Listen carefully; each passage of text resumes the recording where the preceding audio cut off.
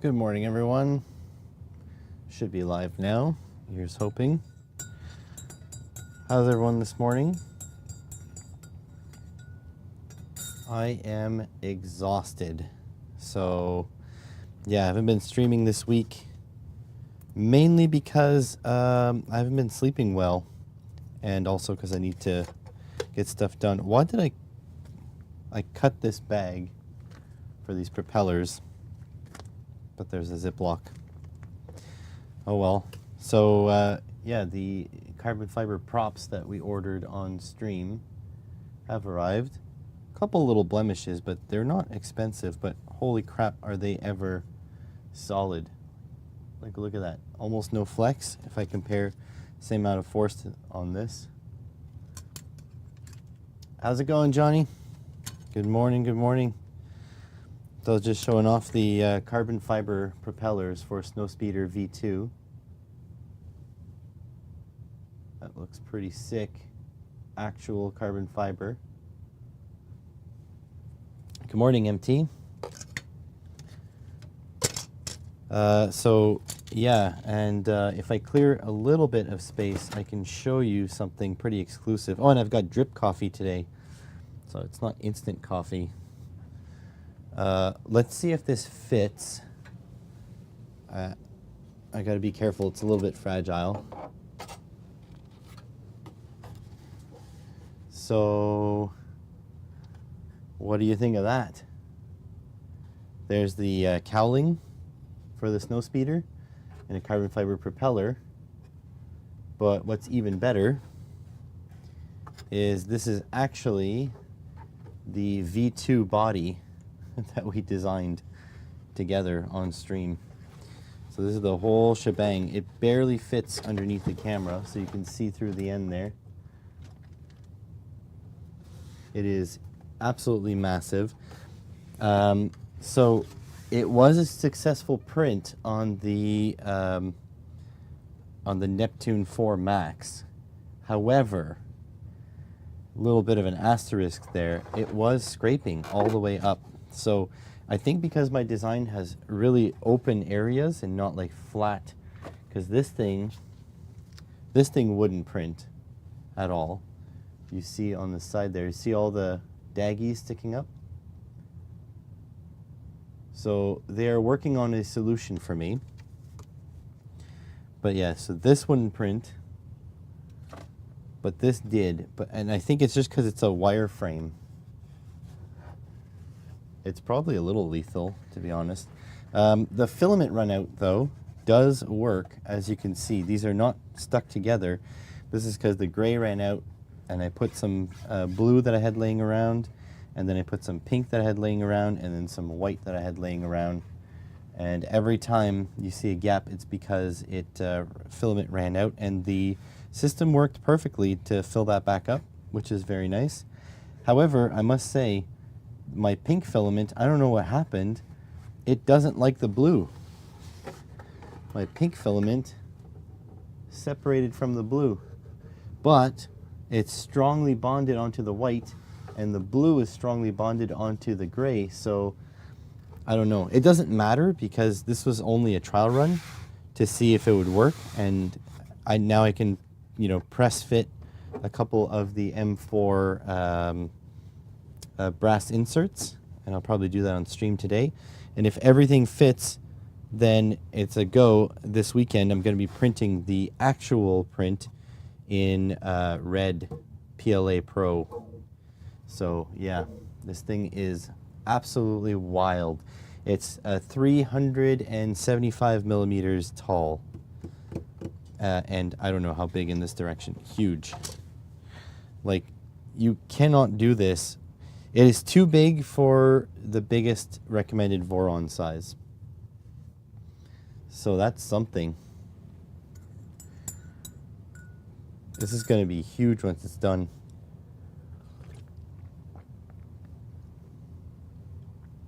So yeah, this is going to be crazy. And again, I've designed it without a shield in the front.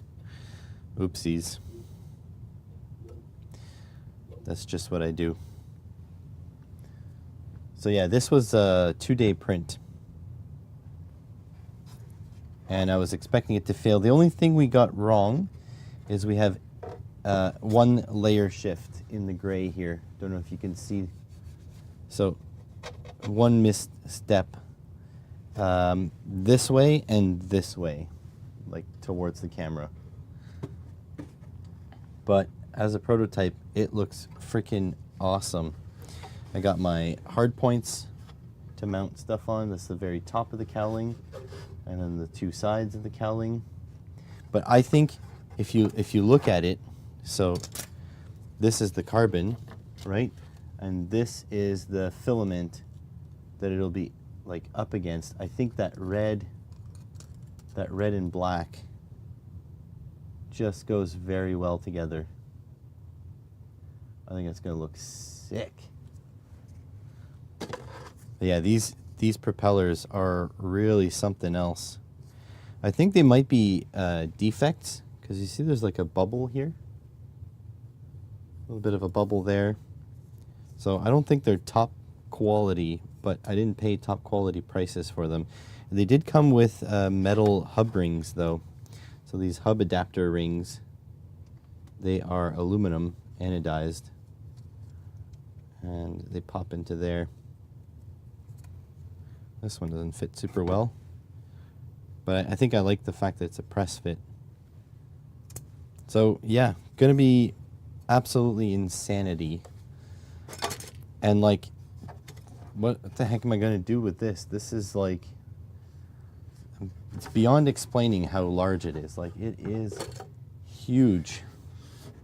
And just the sound of it. So this is made, I think it's 20% infill and only 2 walls. It is like rock solid, especially here in this Elegoo filament. Did a really good job.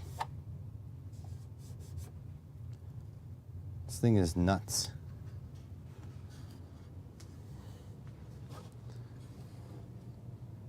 Hopefully your cold is completely gone, Johnny. There we go. That's a sneak peek for you guys. Gotta put this stuff all away.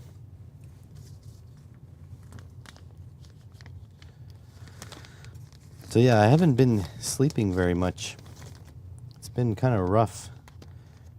Been exhausted all day, but on the days that I take a nap, I wake up in the middle of the night and can't sleep. Not a very good solution.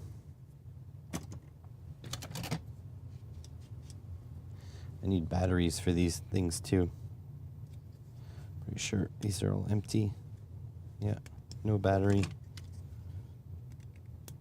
No battery. Gotta stop at the dollar store, pick up some batteries. Up there you go.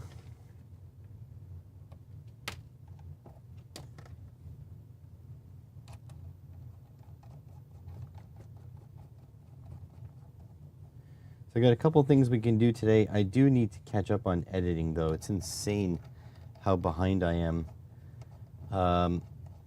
I've noticed an error.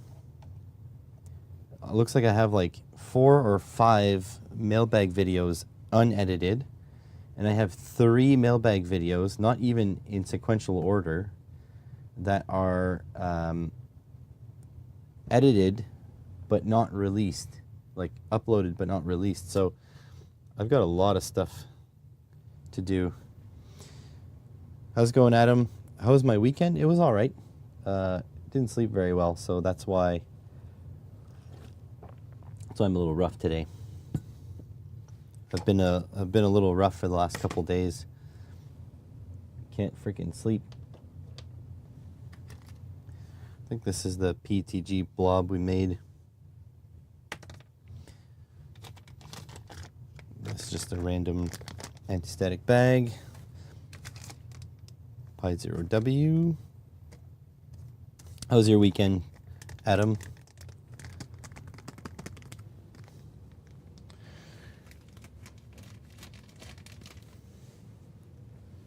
Ugh. So did I open this? I did open this. So yeah, this is going to be the filament that the snow speeder is going to be printed in. So it's going to be sort of like this fire engine red. Should be really nice contrast with the carbon fiber. Still feel like crap. Damn it. Get better. That's an order. I wish I could boss people around like that. That's an order. Get better. And then people, oh, all of a sudden I feel better.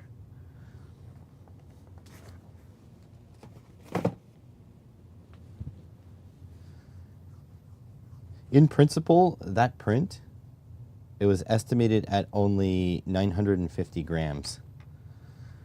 So it is possible that I just need one roll. I could weigh it. I don't have a scale handy. But maybe I should weigh it because I did use different filaments, so it's not, I don't know how much of a roll it took.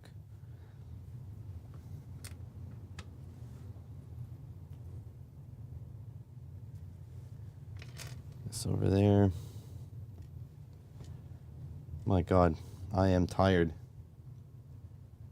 This week, we should be getting the new PCBWay PCB to replace this one here, where someone, I won't say who, but somebody screwed up the footprint.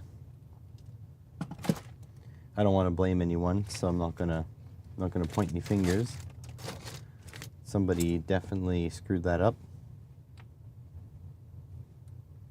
What was this elastic on? I don't know. Oh, here's the M4 threaded inserts. Let me just see if it fits in the holes I made in the snow speeder.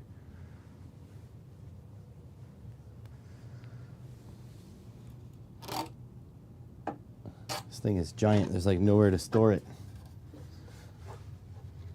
All right, so what's the power supply is making a noise, and it's annoying me.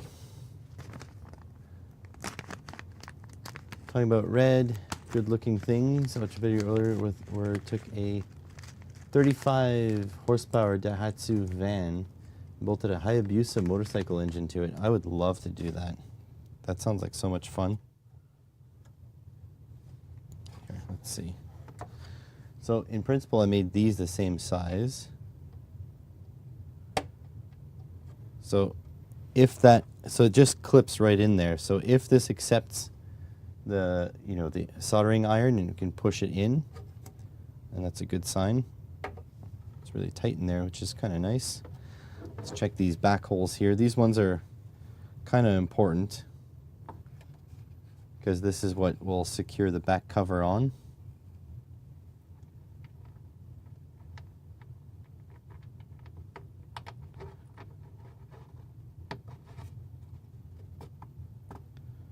They could be opened just a little bit, but I think that'll work.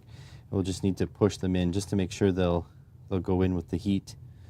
But yeah, these M4 holes here, this one, this one, this one, all of them, that's where the that's going to install. And then I have M3 holes in original spacing for the suspension on the side. I'm just going to reuse the same suspension. Eventually I'll remake it, but I think for now that's good.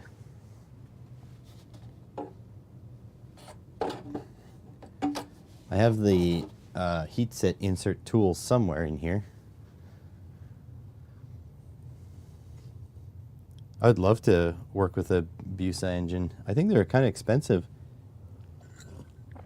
If you guys know the YouTube channel Teaching Tech, Michael Laws, he has a race car, looks like a Formula car that is running a Hayabusa engine, except his is stroked to instead of 1,000 cc, it's 1,200, I think. So that's a hell of a thing. Wish I was Australian, be able to go see it in person.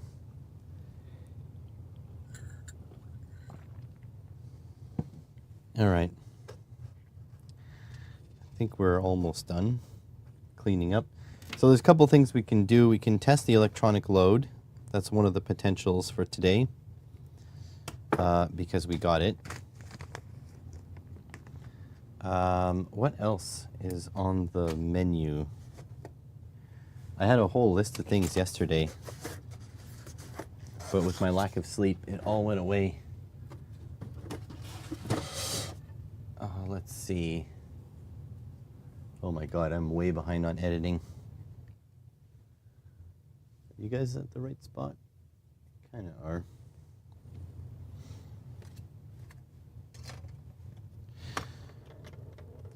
And like this.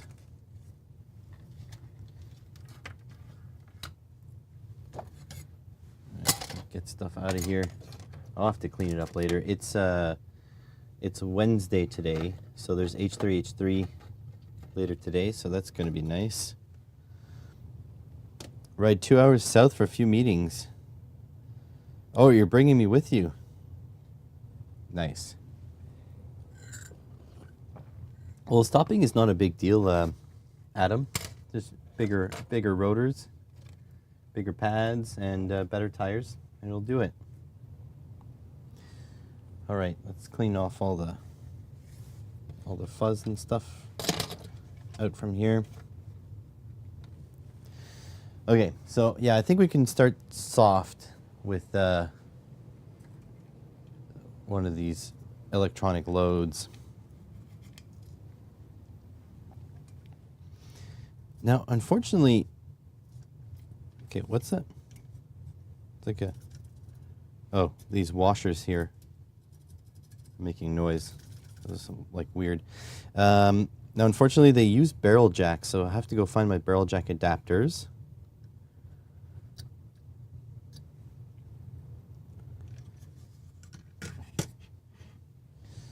Because you can't just run, like, you can't put 12 volts to a terminal.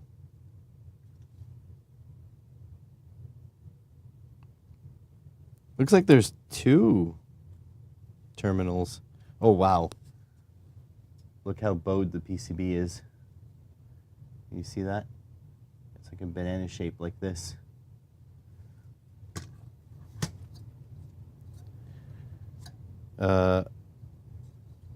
Playing with the new Neon McLaren Lego. Oh, nice. Man. At some point I'll be able to afford Lego. I'm happy with my vintage set that I bought, though.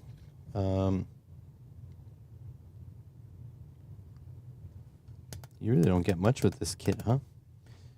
So let's see. Looks like there's a micro USB going to a CH340. Yeah. So that's a micro USB. And there's a CH340. So the microcontroller must be programmable. I don't know what they use for micro, though.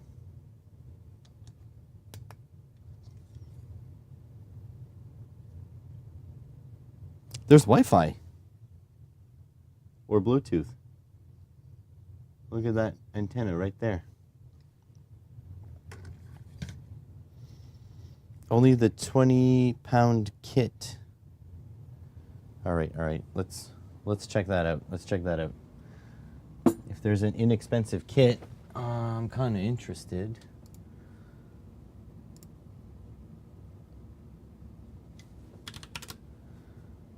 Let me see.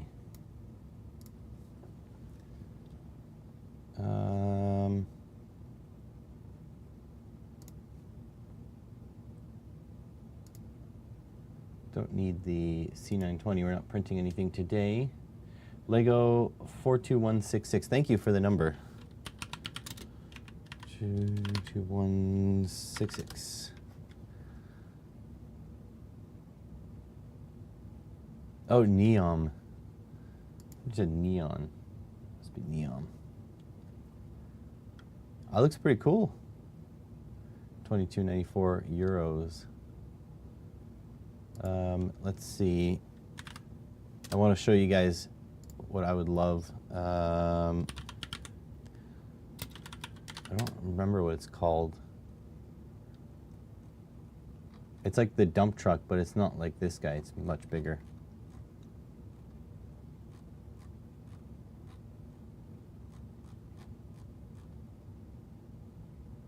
Yeah, I don't know. Maybe it's not there anymore. Maybe it's definitely Technic. I mean, this thing would be cool. Oh, look, a crane. Holy crap, $600. So let's see how much your kit, 42166. Let's see how much it costs in Kazakhstan kopecks. 35 bucks. On my first order. Oh yeah, if I was Prime, it would be free anyways. As far as I can tell, these two are the same. But this one's 35, this one's 50. Actually, the exchange rate doesn't work. So, it might be this. This might be a, it says on your first order. So maybe this is like an introductory price. Actually, no, they're different listings. Weird. This thing I've been looking at for a long time. I saw this on sale for $150 Canadian, and I didn't buy it. I don't know why. Because now look. I feel like I could have just kept it in the box and I could have made money off of it. Although I never do that. I buy things because they're, you know, cheaper than what they're worth, and then I never sell them. I just collect stuff here.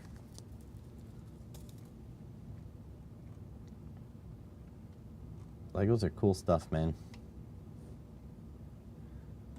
You saw my vintage set, right? I hope. Let me see. Is it far? No, it's not far. I had this kit when I was a kid. Actually, it's probably, honestly, it's probably in a billion pieces still at my parents' house. But I saw this come up on eBay, and I just couldn't say no. So this was, in my opinion, when I was a kid, this was the coolest set you can possibly get.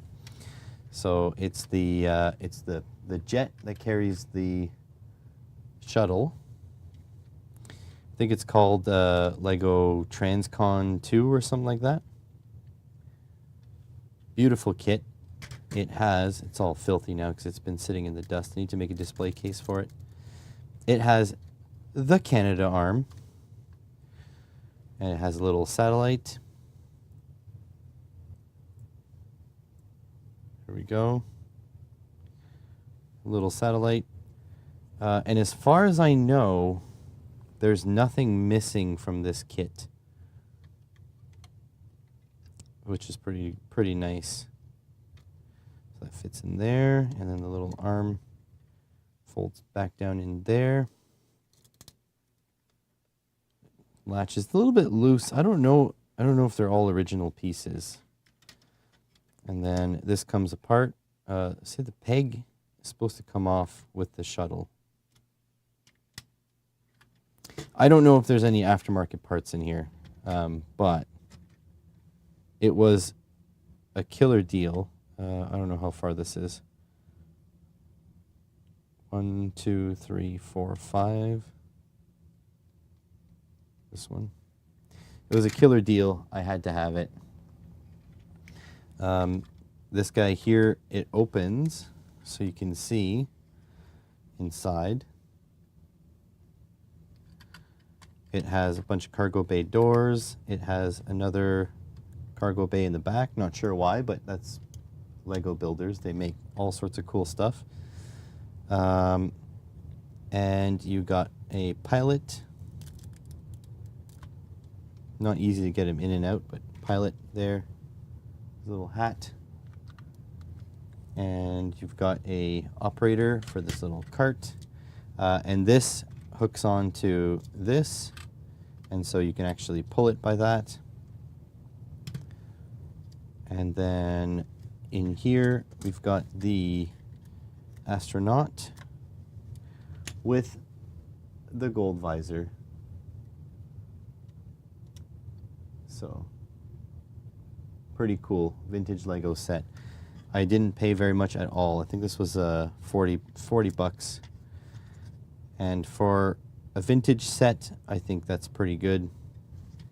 Stickers were already put on. I didn't have any say in that. And it came built, actually, which is kind of sad. But it also came with the instructions, so I can take it apart all the way and knoll it back out and put it all back together if I so please. But yeah, this was an awesome part of my childhood. I'm sure it was not easy for my parents to buy me Lego at the time. They're solidly middle class. And yeah, so there we go.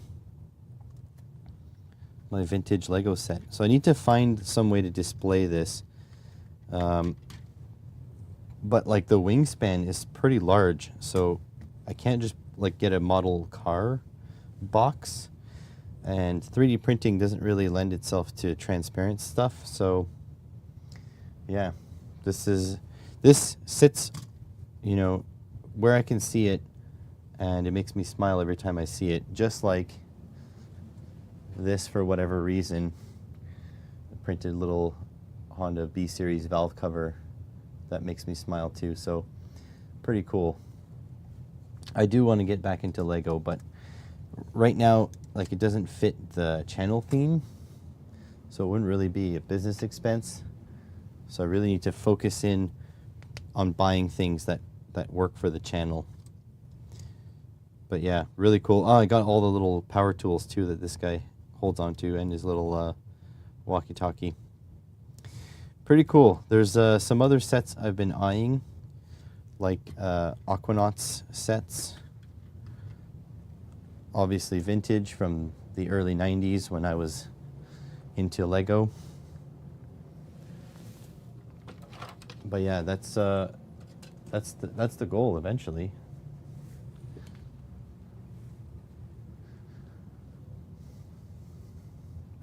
Technic is perfect for quick mock-up and placement calculation.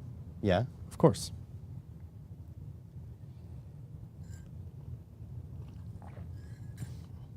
I love Lego Technics. Okay, so let's see if we have an adapter for this. It seems to be a MOSFET here on the side. Maybe it's a voltage regulator. What is it?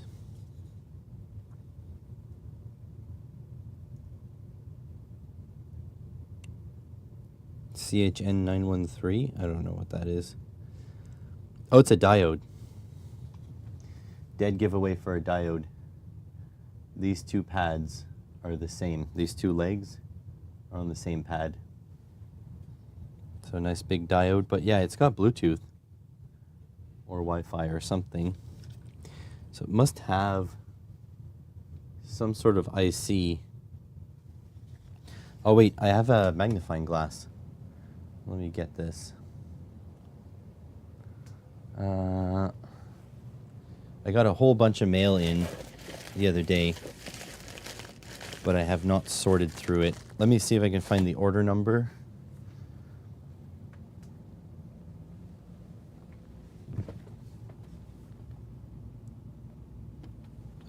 Let's see. AliExpress. Let's go check my orders. 2508. All right, let's see.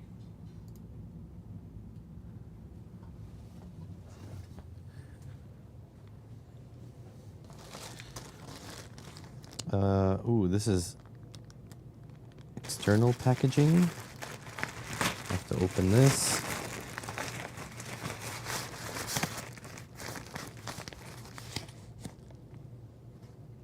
Oh, interesting. This one's not marked at all.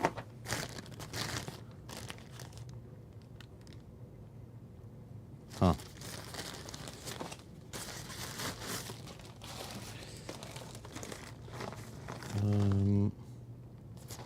Nope. What about this one?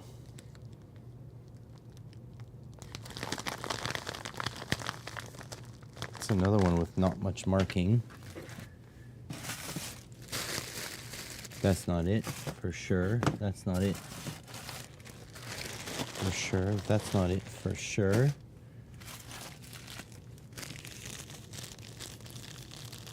That's not it, for sure.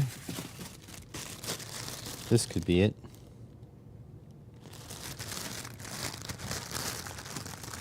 I think so. Yep. There we go.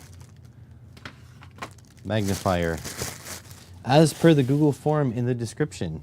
See, I do order things you guys request. Mostly you're requesting it from me. Ooh, wow. That's a hell of a magnification. If I remember correctly, I did that by purpose. All right, so. Oh yeah, look at that. You guys can see. You guys can almost read the numbers on that.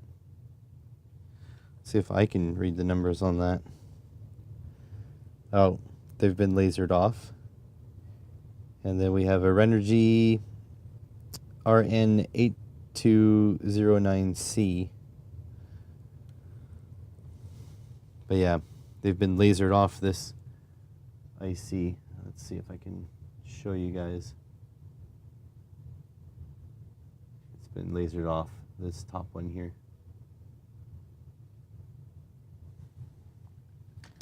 So yeah, this should be useful. It's a pretty strong power one. 60 millimeter high power. Doesn't tell you the gain. Double color magnifying glass. So the double color would be the handle. So I don't think the lens would be the color options. All right, so we need to find a barrel jack for this, or a barrel plug for that.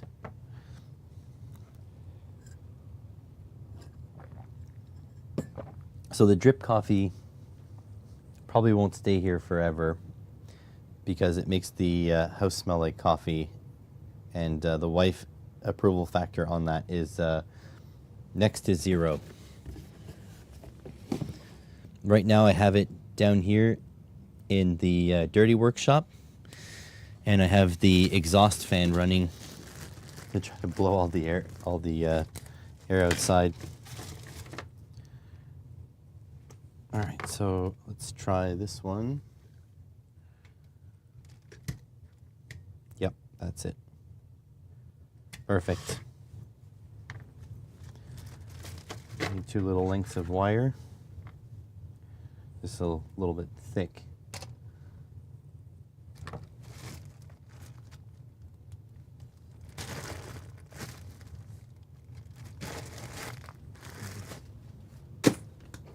All right, let's grab some small wire. This is not that small, you know? Oh yeah, no, it's just thick. It's 22 gauge, so that works. 22 gauge, let's run a little bit of wire.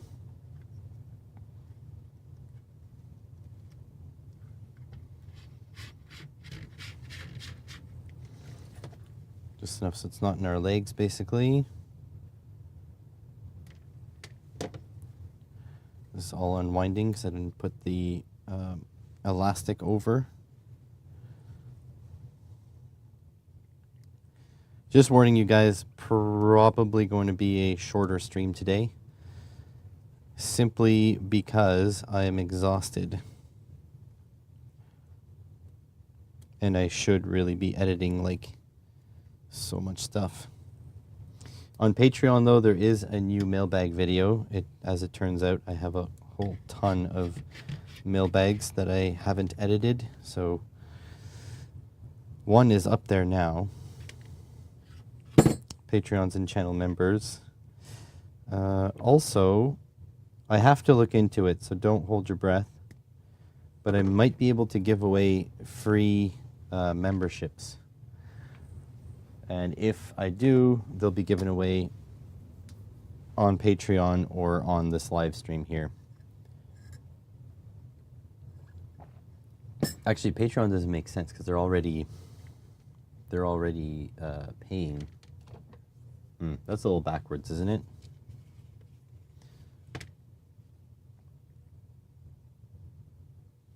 I don't really know what are the ethics of that. So if I don't offer it to them, then they're not, they're not considered first in a giveaway, but they're paid supporters. But the gift to them, oh my God, is this copper? I'm not convinced. I think this might be aluminum.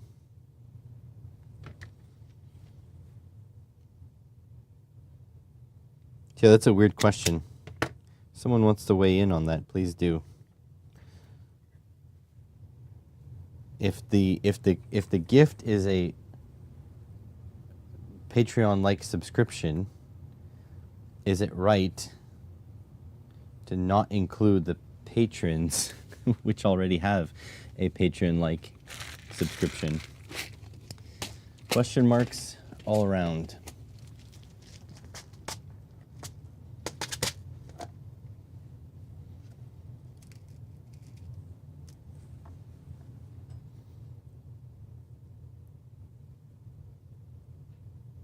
Oh, did I not go long enough?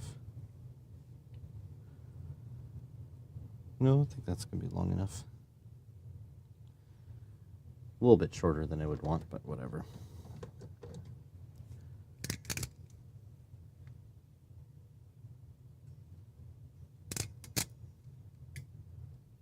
There we go. I feel like I'm going to be using these bootlace ferrules for like ever. I think I'll be dead before I run out.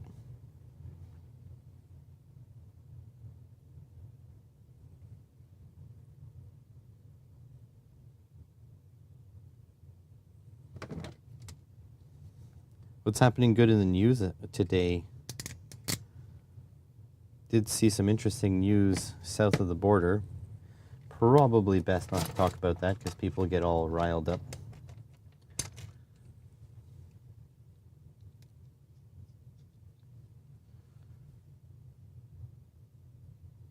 Plus, I think we get enough news from that particular country at the moment.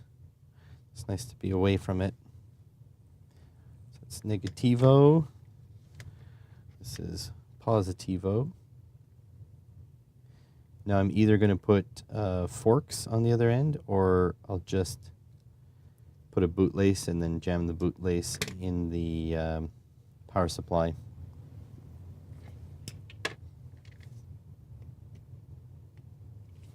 Probably put a bootlace. I've got so many.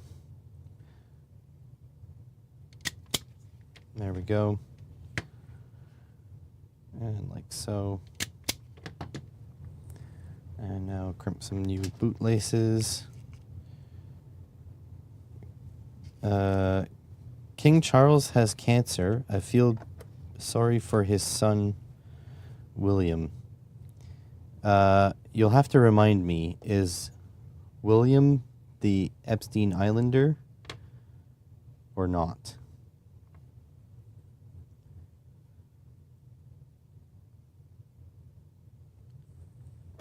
I'm not sure. I don't really follow the names very well. I mean, I think it's horrible for anyone to have cancer. That's not great. Also sucks that he just finally gets the job. Loses his wife, mind you. Gets the job. And then gets cancer. Like right away. He's not young. But like, a lot of people were kind of against the monarchy, especially here in Canada. But he is innocent because he hasn't done anything. He wasn't responsible for any of those things. So I do feel bad for him. Cancer is not cool.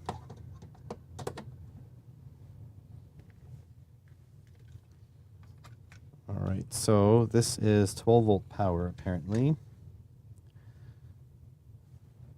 So I always do this. I made the leads a little bit too short.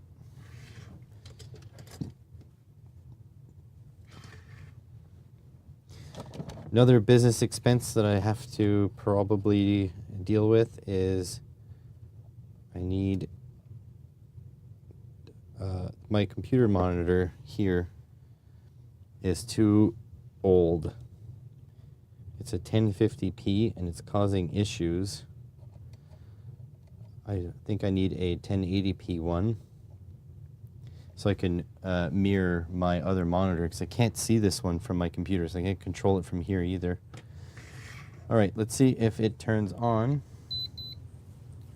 Oh my God, I hate that about the OLED screens. They're so dim. Let's see if I can go into the setup here. Setup. Push and hold. Nope. Nope. There we go. See if we can find a screen brightness. Oh no, that's not good.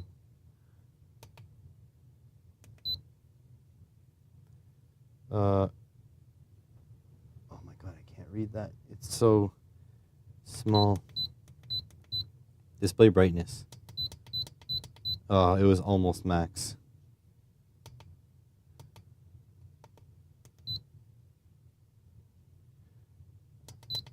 I want all the brightness at 9.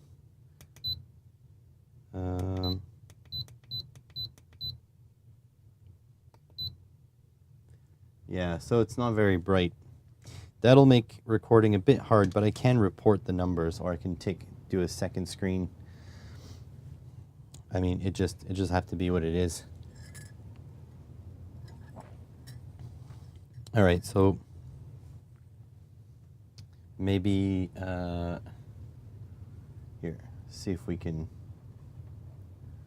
dim the lights for you guys to see a little bit better while we figure out how this thing works ahead of the video.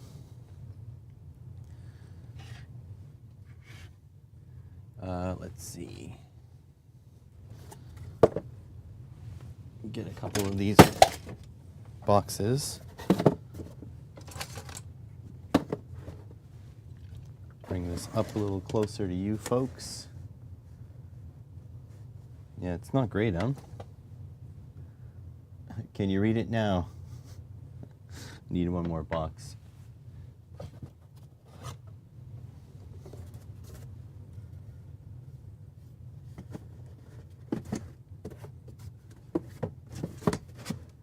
There we go. You guys should probably be able to read that now.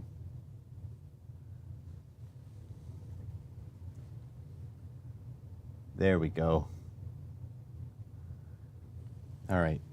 So now I can't read it because it's at a weird angle. Okay, if I hold it like that, I can read it. All right, so there's internal resistance. Good.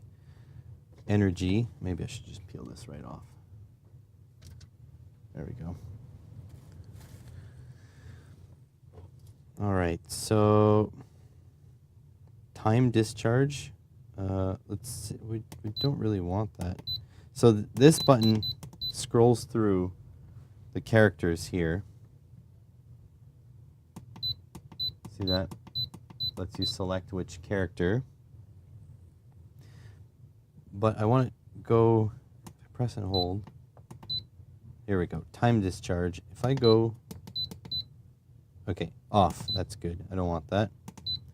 Cut off voltage, don't want that either. Oh, if you just let it go, it goes to sleep. What's that say? Oh, Bluetooth. The Bluetooth logo there.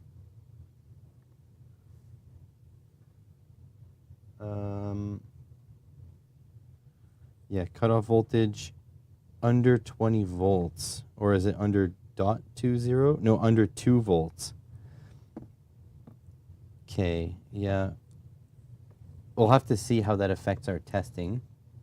Oh, I see there's blue LEDs here. I haven't even seen that.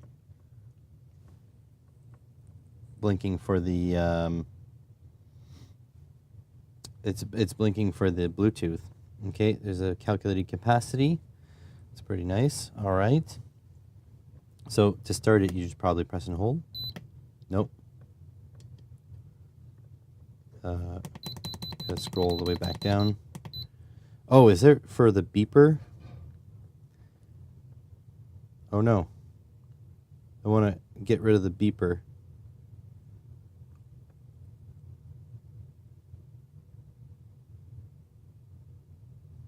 Huh. Can't turn off the beeper. That is horrible. How about... Oh, okay. Oh, okay. So the cutoff voltage is active. So that's not good. Let's see if we can change it.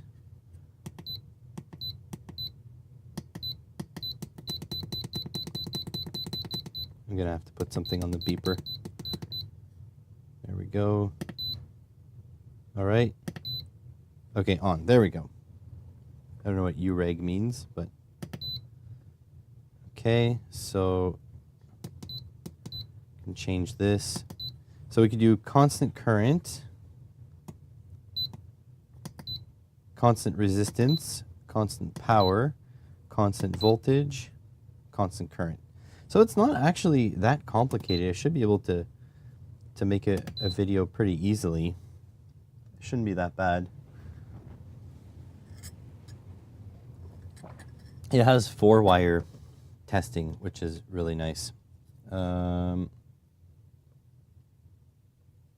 So yeah, load current on the outsides here, and then the voltage on the inside. I should actually even have wires already made up for this because the A-torch, the other one I have, is the same. So I made a bunch of like parallel wires. Like, let's see. So these are an example. So you see the 2 current wires and the 2 V-Sense wires going to the same fork terminals. So that is one of those setups.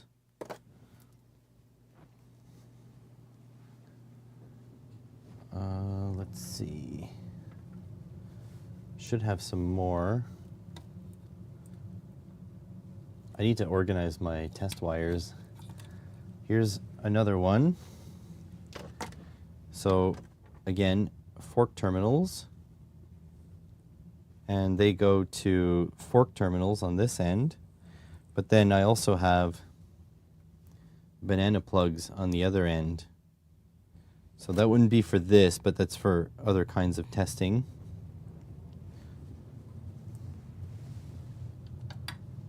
Let's see, another set here. Okay, so this is just straight these whatchamacallits, the bootlace ferrules, and they go to individuals. So I do have a few of these, but I think the goal is going to be to test those USB power supplies, like Type-C power supplies. So I think I'm going to have to make sure that these bootlace ferrules fit in there. And in fact, I'm going to have to make another set of these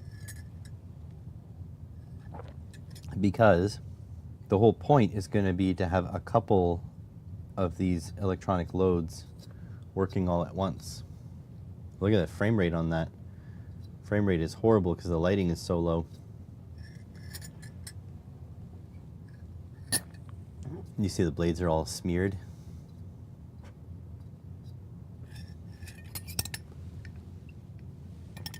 All right, let me get another coffee.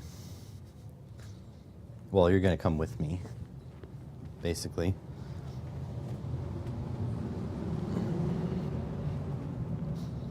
don't have to go all the way upstairs now, just going into the dirty workshop area.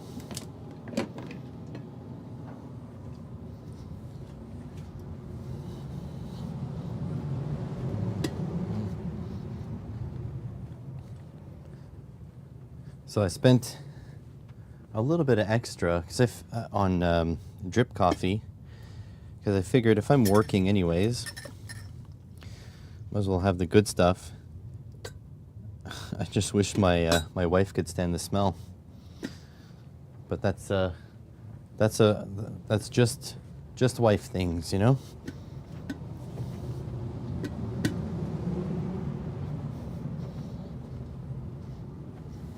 My workshop smells good though. It smells like coffee. I'll probably turn off the ventilation. Come on, get out of there. There we go.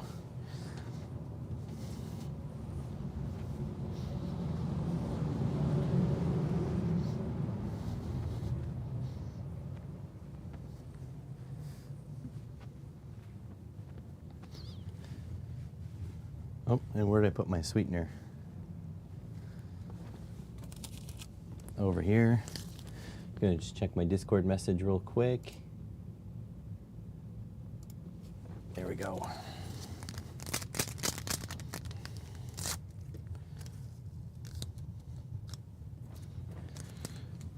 So my coffee mug here, according to my coffee machine, is 3 cups of coffee per one of these mugs. So I had one of these, and this is the second one. And then I put 6 cups of coffee in the pot, and now I'm all out. Pot's empty. Ooh, that's good. Went with a fancy coffee. If anyone's interested, I'll go get it if you want to see it. But for now, I have to find the USB-C adapter thing. I mean, I don't know what I'm going to put a load on. Doesn't necessarily have to be the USB-C adapter. I guess I want to know if I need to make more leads.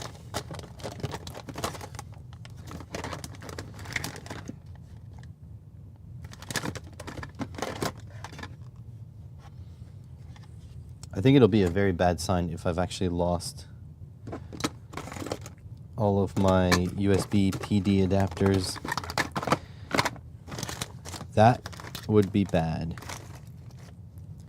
Because there's the PD board, but that's not the one that asks for the voltage.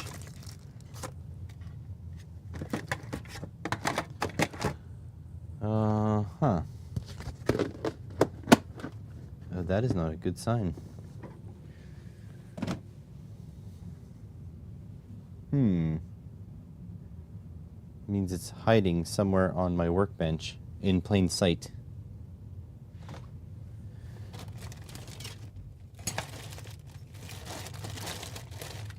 Oh, here it is. So I have a feeling this is the very small openings. I don't think this one will accept those big bootlace ferrules.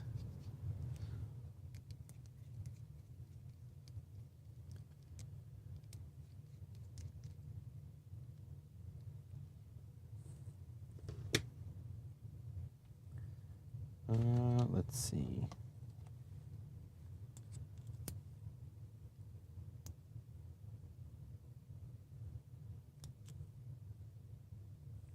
I don't think so. These are big bootlace ferrules. Nope. So I'll have to remake them. Smaller bootlace ferrules. Probably smaller wires, but this is kind of as small as I want it to go. This is 14 gauge. I don't want to make 22 is too small. Let's be 100% on that. What's this? 18? So maybe I can use 18 gauge. What's this? I can't see.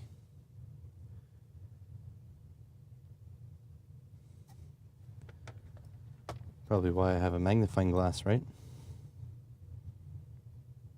Cable. Silicone rubber cable. Good.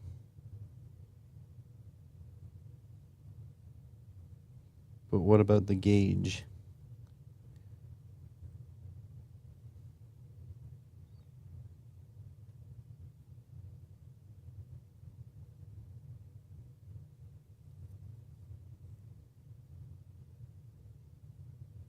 $22.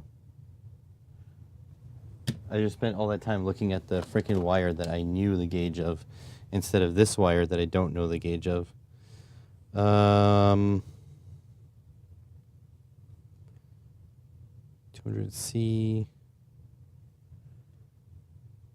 WM. Should be 18 gauge.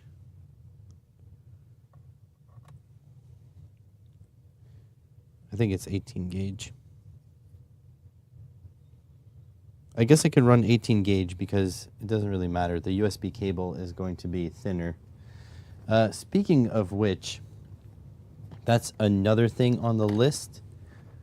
I have a ton of USB-C cables to test, but there is some for this project too. Okay, so we're going to use this. We're going to find something that works with either this cable with the bootlace ferrules or this cable with the terminals here.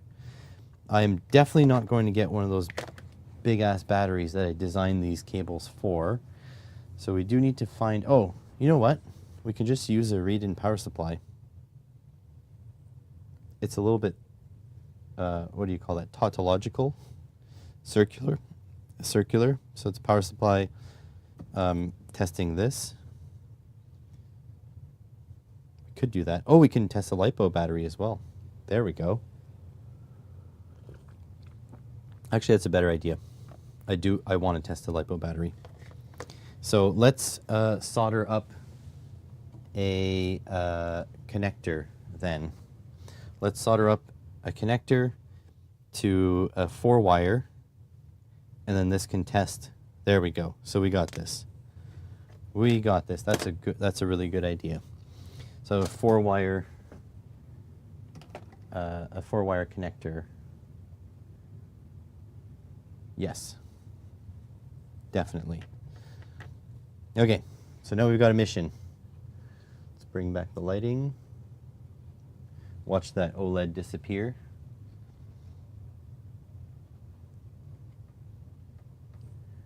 There we go. All right, so I can turn that off. That's fine. So this works just fine. We'll need to make another one of these for another day. Put these guys up here. Oh, I see. Boxes fell. And they are problematic because they're in the way of my boxes. Like so. And these guys up here, like so. All right, so I do need like a silicone heat mat, which I did have a little while ago, but I need to put a silicone mat here in order to not burn the crap out of my desk.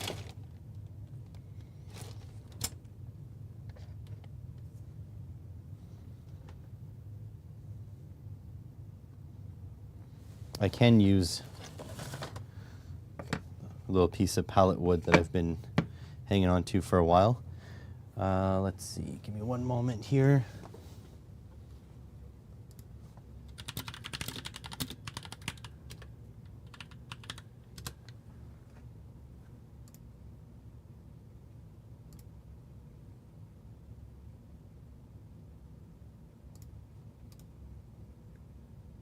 Open image in new tab. There we go. What about this? That is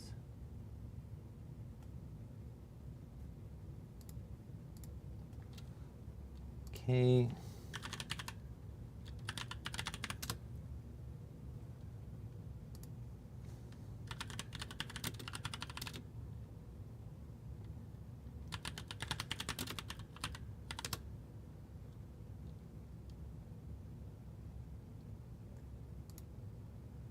Hang on a second.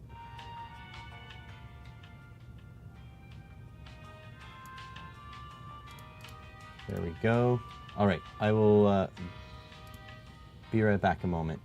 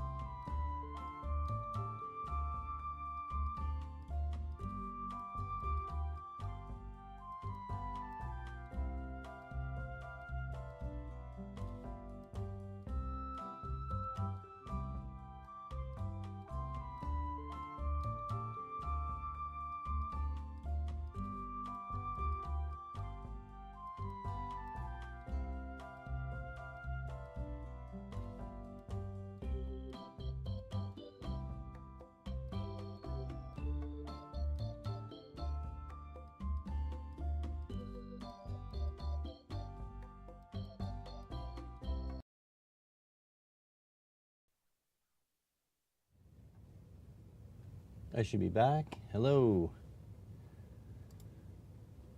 There we go. Business handled. You haven't missed that much, Franco, but thanks for joining us today.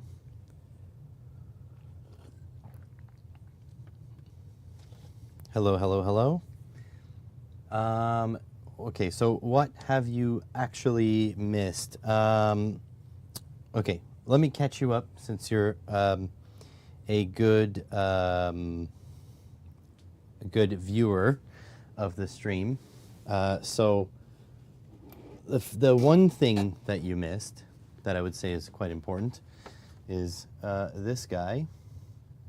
So the carbon fiber propellers are in, and I have printed a test print out of a mishmash of filament for the V2 Snowspeeder, and it is absolutely ridiculously large. Like, I can't explain how big it is. And the test print went well. Solid, solid. Yeah, looking very good, if I do say so myself. The hole sizing might be a bit off. I will do some tests off camera. I'm going to try to do those tests before this weekend because I would like to print the final version this weekend.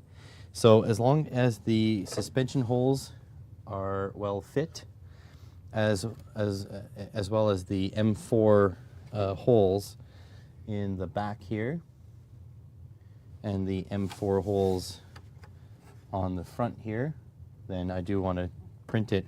But I think this carbon fiber here, here, maybe I have, where did I throw, oh, here. I think the carbon fiber, which looks amazing, up against this kind of red,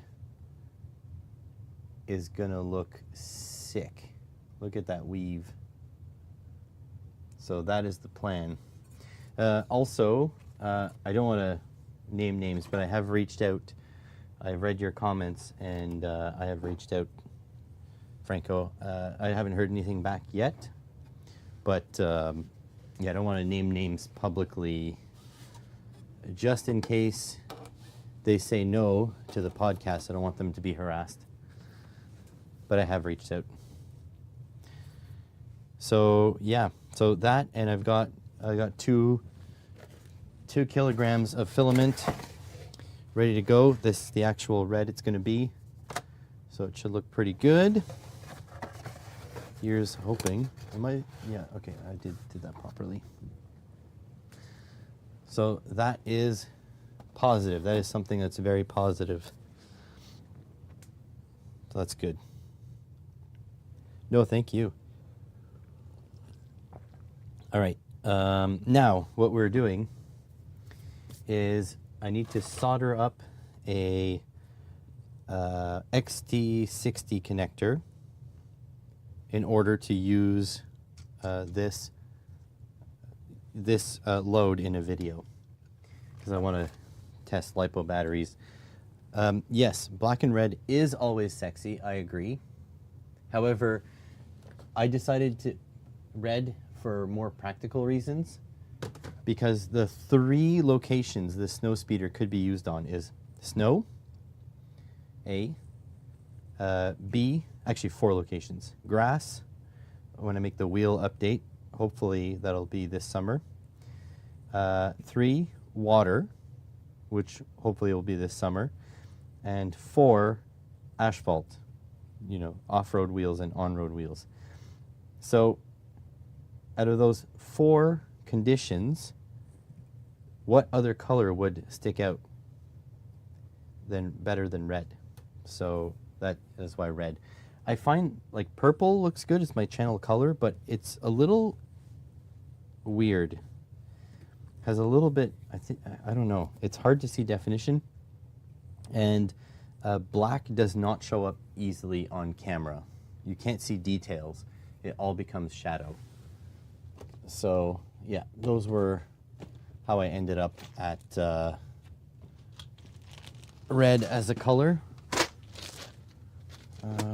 Okay, so my XT60s And once I mean, I wish I could trust the printer more. The company is still, like Elegoo is still working on a solution for me. So I don't want to share what the solution is quite yet, or what they're thinking it's going to be, or whatever. But they are actively trying to resolve my issues with the 3D printer. They're acting just like I would expect a high quality company that cares about their customers to act. So I'm pretty excited. Hopefully it gets all fixed up. I did notice there's a firmware update though. Might do that. I also need to make myself like a drawer for all these. They're just stacked on top of each other. Not a good combo. Actually, there's a lot of weight on my support beam up there. Hopefully my handiwork can handle it. All right, so I need XT60. I think this is the battery side, which would make sense because it has the flush female pins. So nothing can really go and short those, especially not with the little key in the middle. This one here is usually the device side, but we can prove that to double check because I tend to screw things up. Just grab a battery. So yeah, here's the battery. And yeah, female side is definitely, that's the battery side for sure.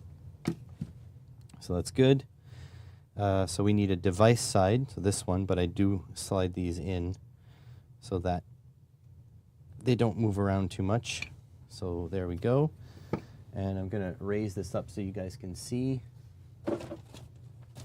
Oh, stuff in the way. I'm so behind on editing, guys, it's not even funny. I probably have 5-6 videos. No, I have more. I have probably 10 videos to edit. If you include mailbags, which I'm not super thrilled about. It seems like only Franco likes mailbags. And obviously not only Franco, but it feels like it some days. All right, so these I'm going to keep handy. I'm going to need them. I'm going to turn on the iron. I'm going to raise up the temp a little bit. 400C. Get my soldering iron. And now I need to get my assorted lengths of wire. There's the box. Assorted lengths of wire. This is the box where I store my assorted lengths of wire.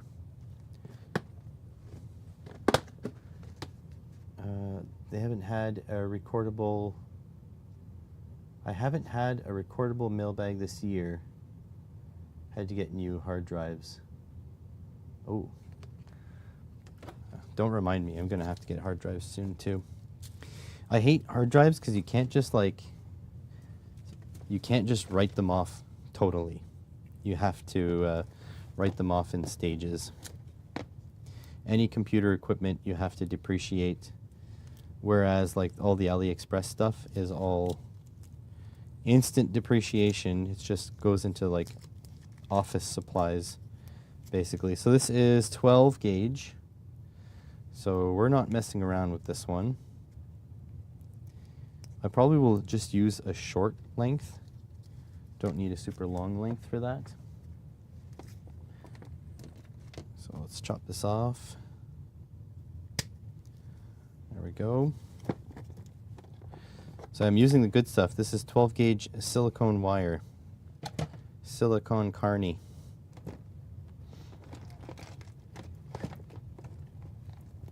Oh. Here's another test lead I made. Look at that, and I chopped it off for whatever reason. I'm gonna put this up with my other test stuff.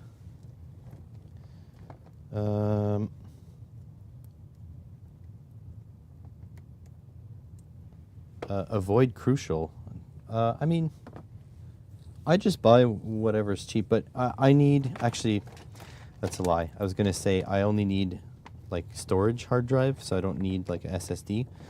But that's a lie, because my SSD is pretty full, and my editing drive is just, it's a SATA, so it's not as fast as it could be. I am probably due for a computer upgrade, but the issue is that if I upgrade my computer, I am definitely not getting a Voron this year.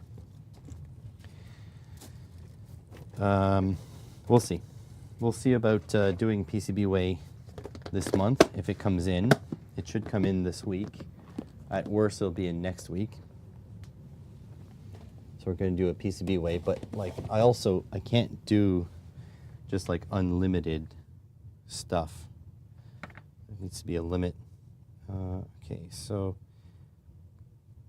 this I can go quite a length actually, because this goes in the well.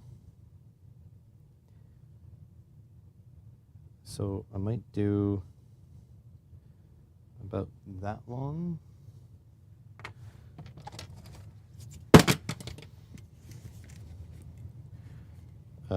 Keeps corrupting files. Have you updated the firmware? First of all, which Crucial drive do you have? And have you updated the firmware? There's one.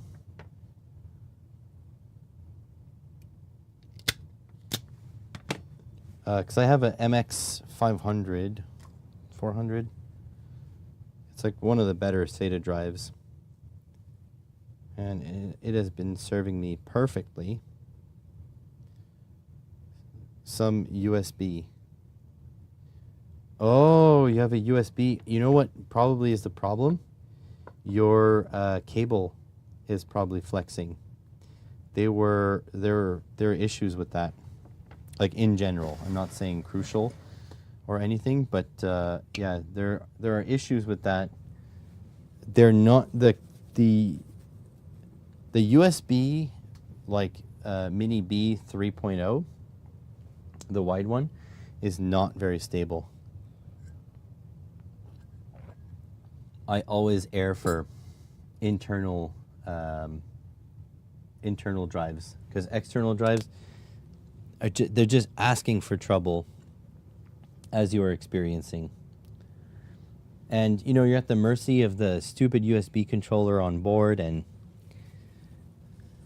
I see. Yeah, I probably wouldn't go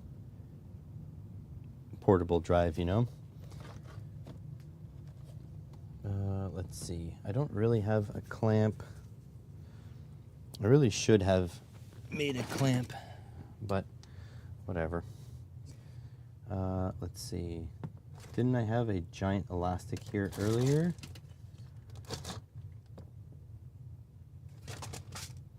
This is an old mechanics trick. You grab a rubber band and you put it around the handles of regular slip jaw pliers, like so. And then these should hang on pretty nicely to your device. And if you need to put a weight on here, you also can. But I think that's going to be pretty stable. Okay, so we need this wire. This 12 gauge might be pushing the size of the well a little bit. But we also need to tack on another wire. So basically, I think I'm going to put that in there, and we're going to tack the smaller wire on top. I use laptop Seagate SATA drives in my big box PC. Okay.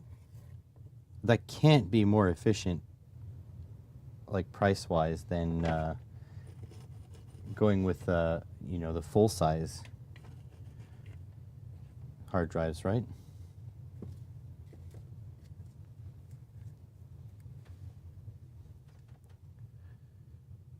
All right, so let's put a little bit of solder on here to prime the iron. Just want to make sure the wire stays in there. And then we're going to heat the bejesus out of it. And then we're going to flow solder in it.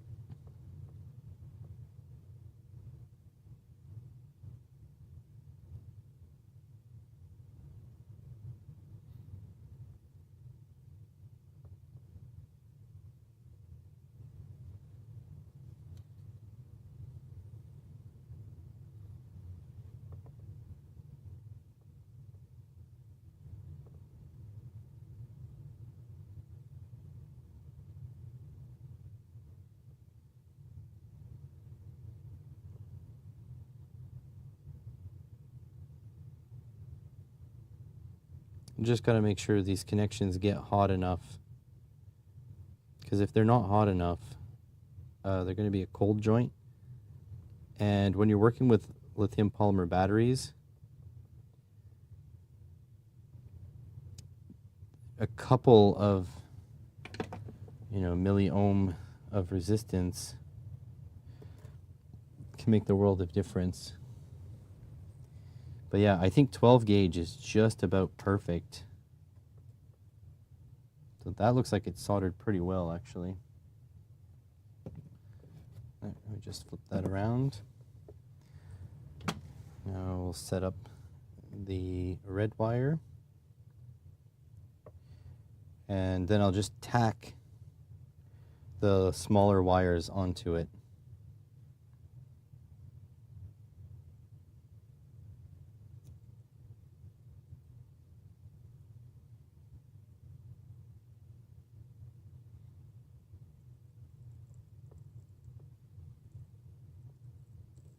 There we go. Slide that in.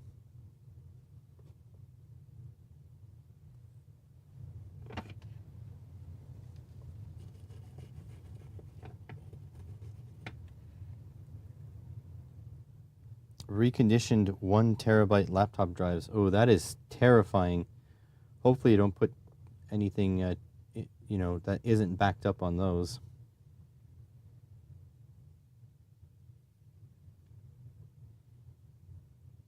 I think reconditioned in this case means recovered from a laptop and put for sale on the used market.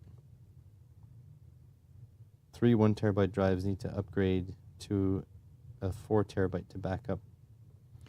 Yeah, I mean, all video editing, right? I have a 8 terabyte, and that is pretty much full.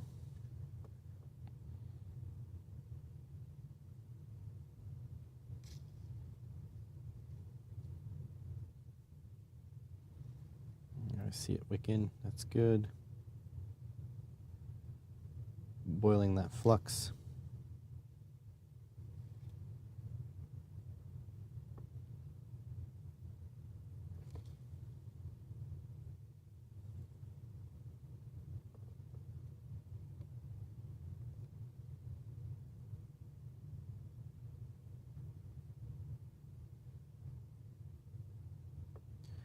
Ran out of flux, got a little bit of a daggy on there, but that's okay. All right, so this is going to be burning hot now, as it should be with these massive wires. Now we just need to snip smaller, like 18 gauge wires, and then we'll be good to go. Then we'll just put bootlace ferrules at the ends, and then we'll be good.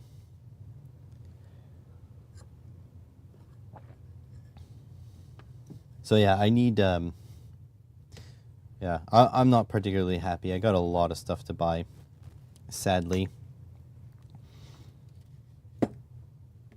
From a PC repair retail shop, pass by and go shopping with your brother. Yeah, I mean, I'm just saying, the common wisdom is that used drives are only good as far as you can throw them.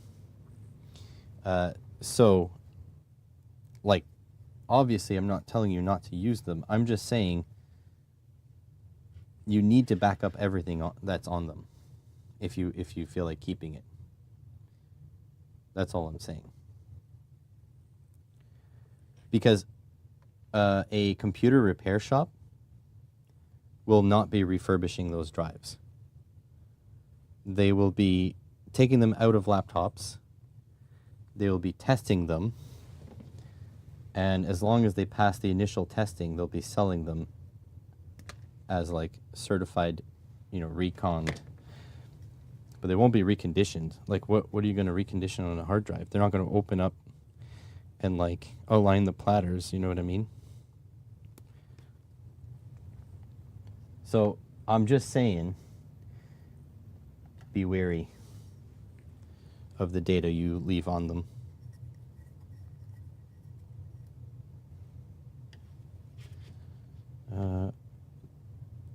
Shorter life and all data, yeah, that's true too. Although I will say, if it comes from a computer repair shop, they might be using secure rewrite, like where they rewrite garbage to 100% of the drive, and then erase it, and then garbage, and then erase. That could be their method of reconditioning. How's the model look? Looks good?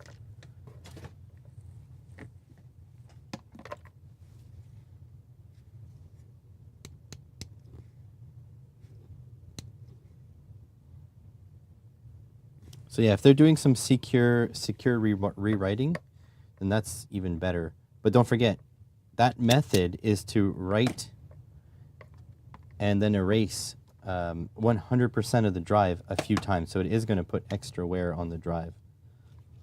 But that I can see them doing, for sure.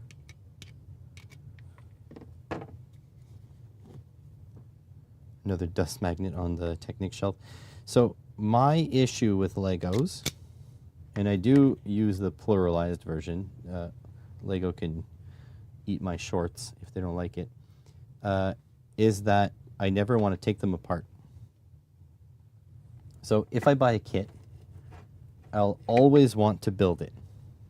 That's just how my brain works. And then once it's built, I never want to take them apart. And so I want them to sell a kit with like all the parts you would get in like a kit, but no instructions and no way no instructions or anything. And it's like a spare parts kit. You know what I mean? You just put them in a bin and just be aware that you can work with those, but it never comes with the intention of being assembled. The taking apart thing is why Lego don't do B models anymore. What's a B model?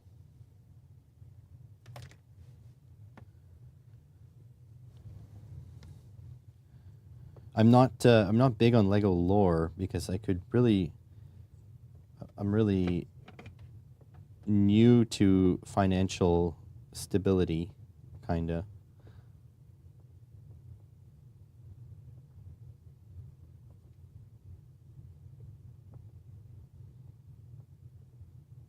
There we go. Oh, I don't think that soldered. You know what? I'm gonna feel better if I resolder the red wire.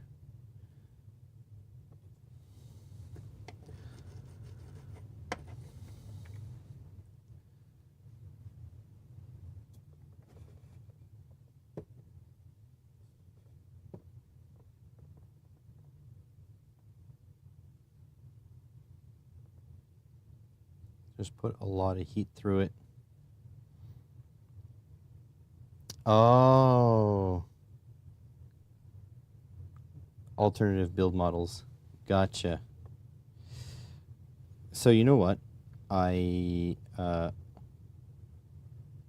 When the Saturn V rocket went on sale, like was available for purchase, I saw that they were all over AliExpress with knockoff versions. And I figured since I'm just putting it together once and never taking it apart, I'm never selling it, let's be honest. I figured I would get one of those.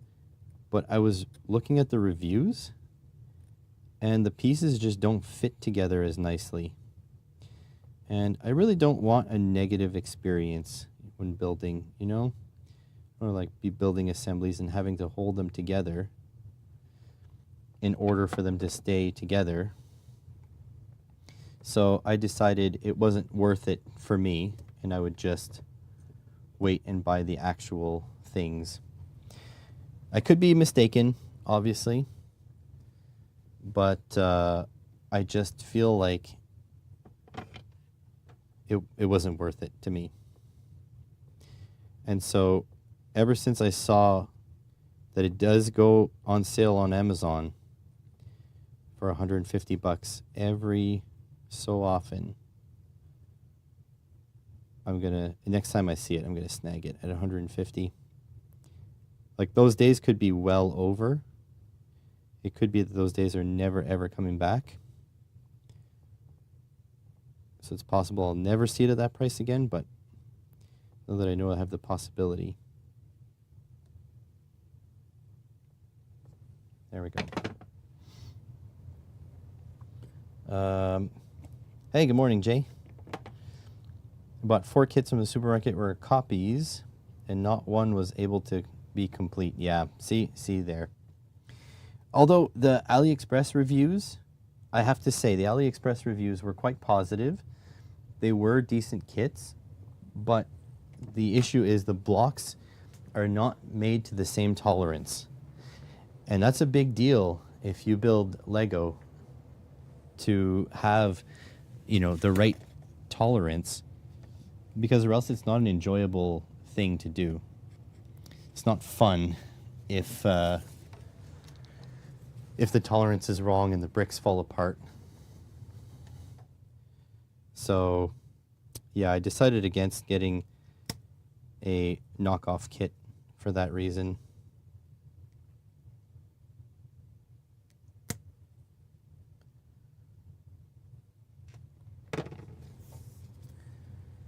It is what it is. I mean, you have to give it to them. No matter what you think about, like, brand names and whatever, you have to give it to them. Lego does make a good product. They really care about their brand image.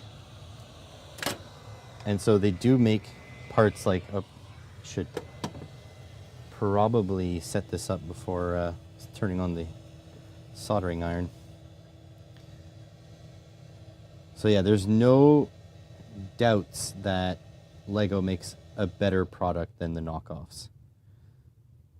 I haven't seen like a single person claim that the knockoffs are just as good. Actually, that's not true. I see a lot of like a lot of parents justifying it to themselves that it's just as good, but let's be honest, it's absolutely not. The real deal is made to like such good exacting standards that there's no way. Okay, I do this all the time. I put the heat shrink is too small. All right, Franco. Franco, actually, before you go, I do have a question to ask you, and I'll ask everybody in the chat here. So YouTube tells me that I can give YouTube memberships away for free every month to whoever I want. Now, I haven't looked into it, so I don't know if that feature is available to me yet, but apparently it either is or it will be. So I have a little bit of a dilemma, because it's kind of equivalent to Patreon. So does that mean I should exclude my Patreons from winning this? Like, or from me granting them? You can't really say winning because that's like sweepstakes or whatever, and that's illegal. But anyways, should I not give it to any patrons because it's equivalent to a Patreon subscription? Or should I include them because they are supporting me? So maybe when they get the free support, they'll stop supporting, right? Because maybe it'll take some strain off them or something. So that's my question to you guys.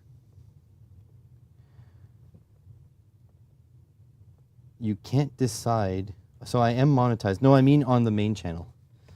I am monetized on the main channel. But are you for real saying you can't decide who gets them? You just like gift them to the community and then it just randomly gives them? I don't think I like that as much. Because honestly, I was going to, my thought was to gift them to people who support me. So like people who come to the live streams, people who listen to the podcasts, you know, like people like that, Patreon supporters. But that's kind of crap if I can't pick who gets them.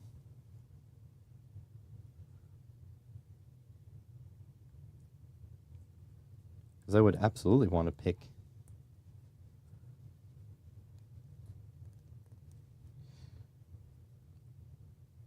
That's interesting. You've been awarded ones. Yeah, but see, I don't know. Because you're like a moderator in a lot of people's streams.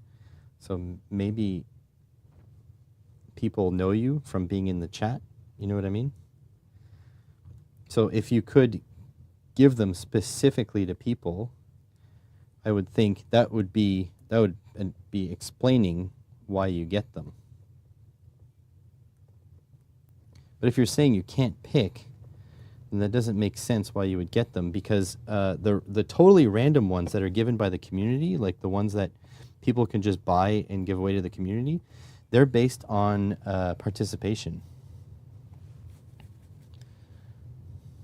That's what I was told, at least. I got a couple. I got 2 recently. I got one from Nero 3D's channel, and I got one from Steve Builds. It's another 3D printing channel. Just happens to be channels that I hang out in when I'm procrastinating work.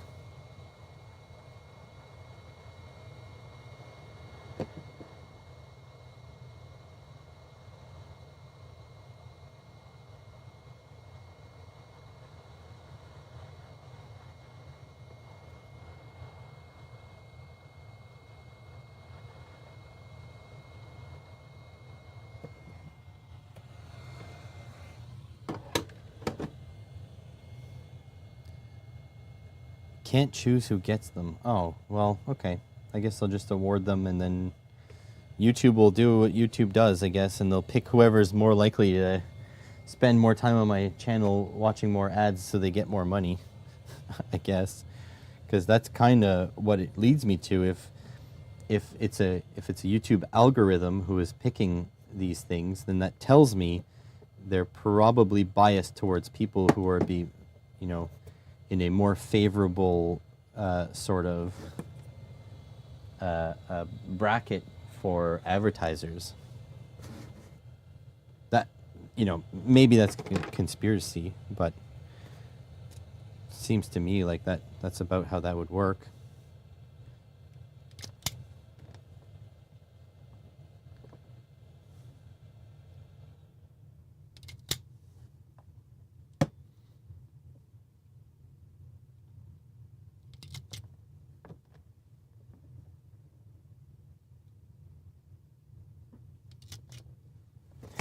I'm done with the iron. Can turn that off. Oh, you pay for YouTube Premium. So I will tell you the videos you watch, the creators you watch, you are earning them something like 20 times the amount that a regular viewer earns them. Like it's 20 times what the ad rate is. It's incredible. So YouTube Premium really does help the creators. Dobsonian Power astronomical channel. Don't go to any astronomical channels. It's interesting. I think we're all kind of learning how this stuff works. So I really want to shove this into this ferrule, but I don't think the ferrule is big enough. So it has to be this big ferrule, and if it doesn't fit into the holes, these holes, I mean it should, uncrimped it should fit. Okay, so it should fit in there.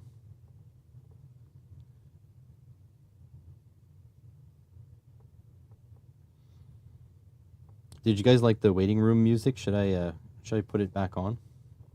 You guys want the music while I'm working?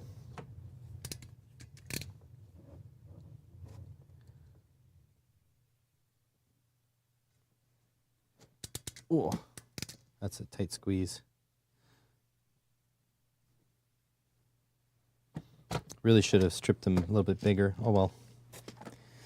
Too late now. The insulation on these silicone wires is huge, so it doesn't shove all the way in. No music. Okay, well, that's good to know. Any feedback is good feedback. Sometimes I'm just all by myself here yelling at clouds.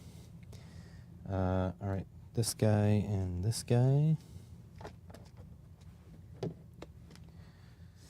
So the only thing is, there really should be a fuse on these, because you can touch the ends. It's kind of scary. You got to be really responsible when you use these. No music. Okay, good to know.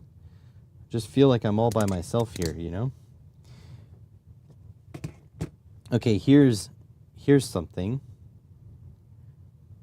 Would you guys be for this type of stream where I'm working like this and I have a guest chatting with me? Either one of you guys, or I don't know, a friend, like another maker. I mean, probably not another maker, let's be honest. He is incredibly busy these days. But I mean, someone like another maker. I just, you know, I feel kind of alone. I feel like I'm talking in one direction. So let's say like we're doing the stream, and for like 20 minutes, 30 minutes, Franco jumps on voice chat, and you know, he participates in the stream, and then then he hangs up, he goes to do his thing, and then let's say in like an hour after, we get a half-hour chat with you know, MTL. Just thinking out loud here.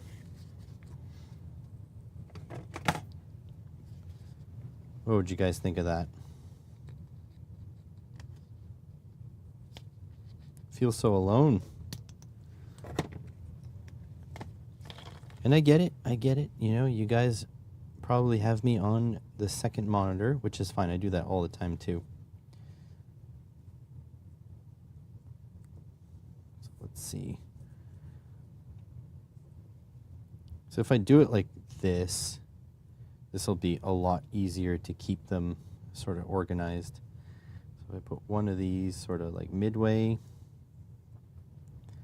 and put another one like up here. I could put music if it makes me feel better. No, it's not about me. Well, it sort of is about me, but I'm just trying to think, because I think this format, this live stream thing, I don't think I'm giving that up anytime soon. So I'm just trying to see if I can innovate on it a little bit. You know? Oh, actually, I will tell you, I did reach out. So typically I don't talk about who I reach out to be a podcast guest. I think that's kind of bad form, because if they say no, I really don't want them harassed, bothered by my viewers. However, I will say, I reached out to Dan Swerdlove he's the producer of the H3, well, it's the H3 podcast, but I think the parent company is H3 Productions. And I don't mind saying this because he's not coming on. He hasn't said anything yet. I mean, he just sent it yesterday. But I don't think he's going to come on the podcast. It's just we have no audience overlap. The guy seems like he has a good work-life balance. So it was a long shot to start with. So I don't mind saying that I asked him to come on, because I don't think there's any chance in hell he's coming on. Just from listening to him talk, I don't think he's into being in the public eye so much. But anyways, all this to say, I did reach out to him because I think it's kind of important for me to know the impact that his work has on me. The H3 podcast is my main source of entertainment outside of the electronics space. And I think asking him to come on is a good way for me to sort of politely tell him without, fangirling all over him. So, I mean, maybe he'll say yes, but I don't think so. He's not. It's a whole different world. But yeah, I just felt like reaching out to him was something cool to do, so I did it. I also reached out to a guest recommended by Franco. That person has not replied yet, but this was just yesterday. Like, this is nothing to look into. I've reached out to another person who runs a whole organization and a YouTube channel. So that'll be interesting if that person agrees to be on. So I reached out to a few people yesterday.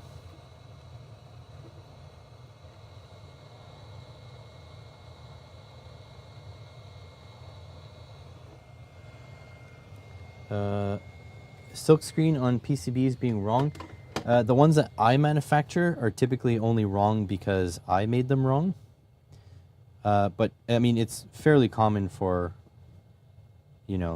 cheap Chinese boards to be factory seconds.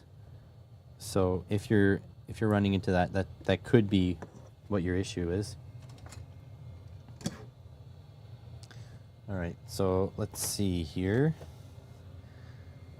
Let's dim the lights a bit, like so. There we go. Grab the 12 volts power here.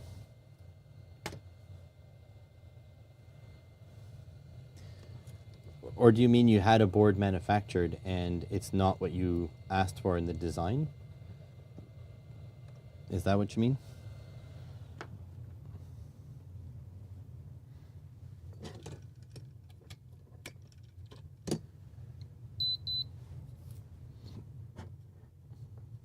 Right, so there we go.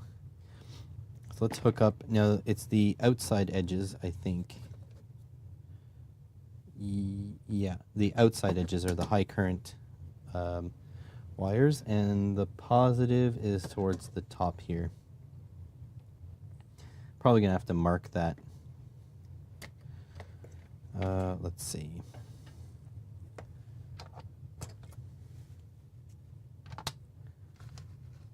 I think that's a Philips 2, actually. I found out last night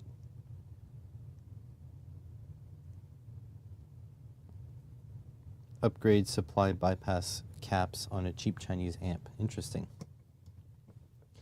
Okay, so these guys are cranked right in. Oh, wow. Took a lot of force. So are these ascending? Yeah. They are ascending pins. I don't know if you'll be able to see. These are good quality terminal blocks here. I would never buy something so fancy for my own projects.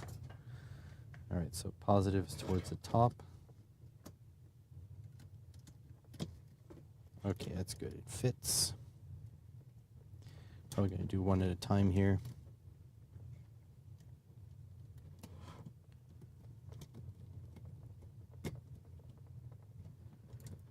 I can tighten them later. I don't have the vertical height with you guys watching. But we're doing a test run here.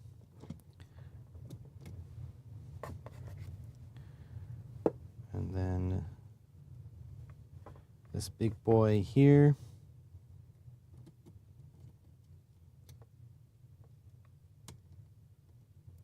These big bootlace ferrules are like perfect for these holes. So that's good. Probably don't want to go any bigger than 12 gauge. Maybe you could get away with 10. But after that, it's getting pretty big. Okay, so let's just confirm here one more time.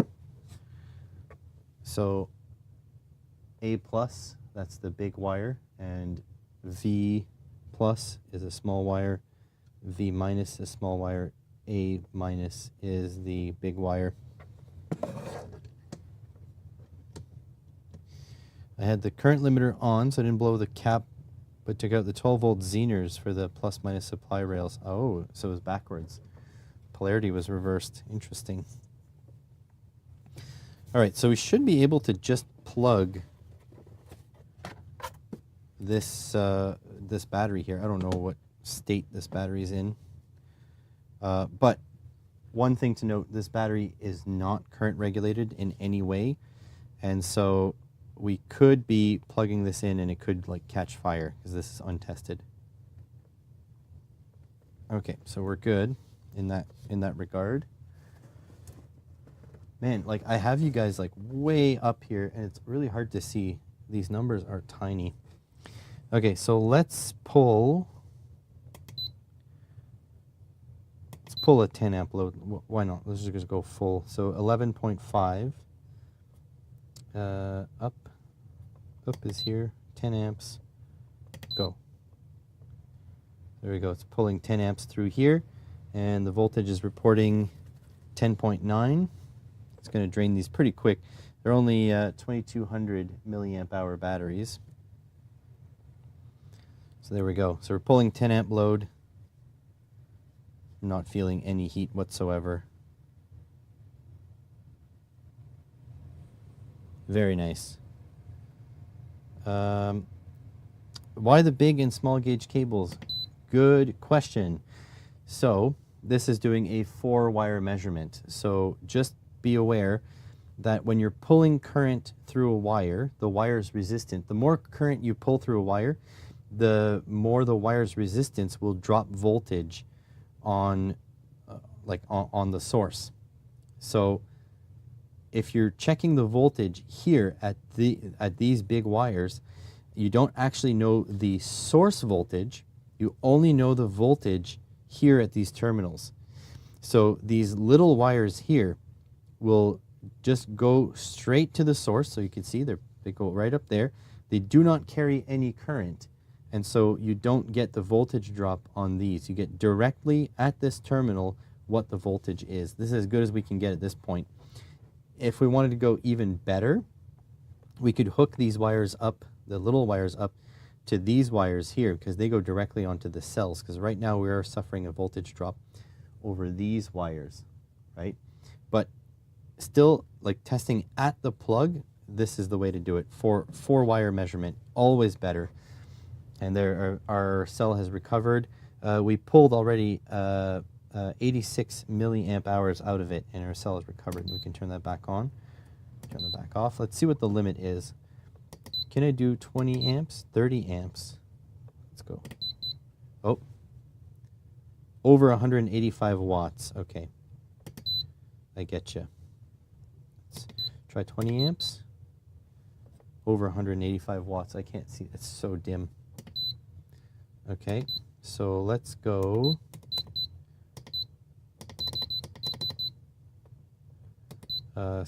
Let's go 15 amps.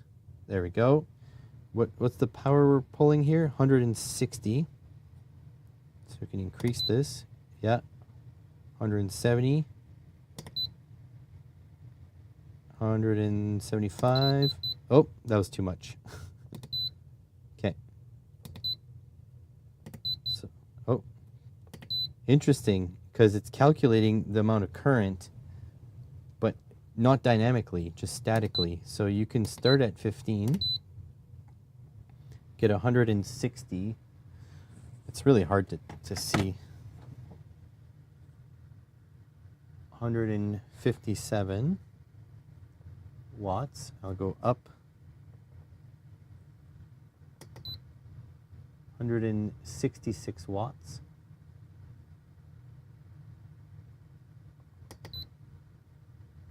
175 watts. So it's going. She's chooching. So we're pulling 17 amps. I just want to check to see. So this should be getting warm now. Oh, yeah, that is. Oh, that's quite hot. What's the temperature? Should show you. There we go, 60 degrees Celsius on the heatsink. I don't know if I'll be able to keep up. But most importantly, I want to check the temperature here at the input. It's warm, but not hot. We've pulled 440 milliamp hours.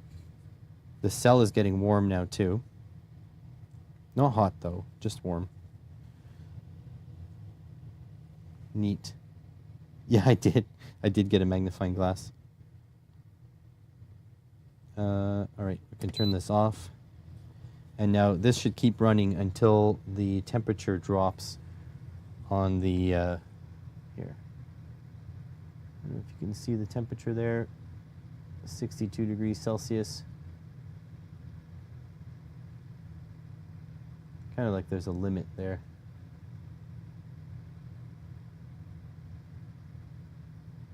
It's focusing off the magnifying glass now. 48, 47C.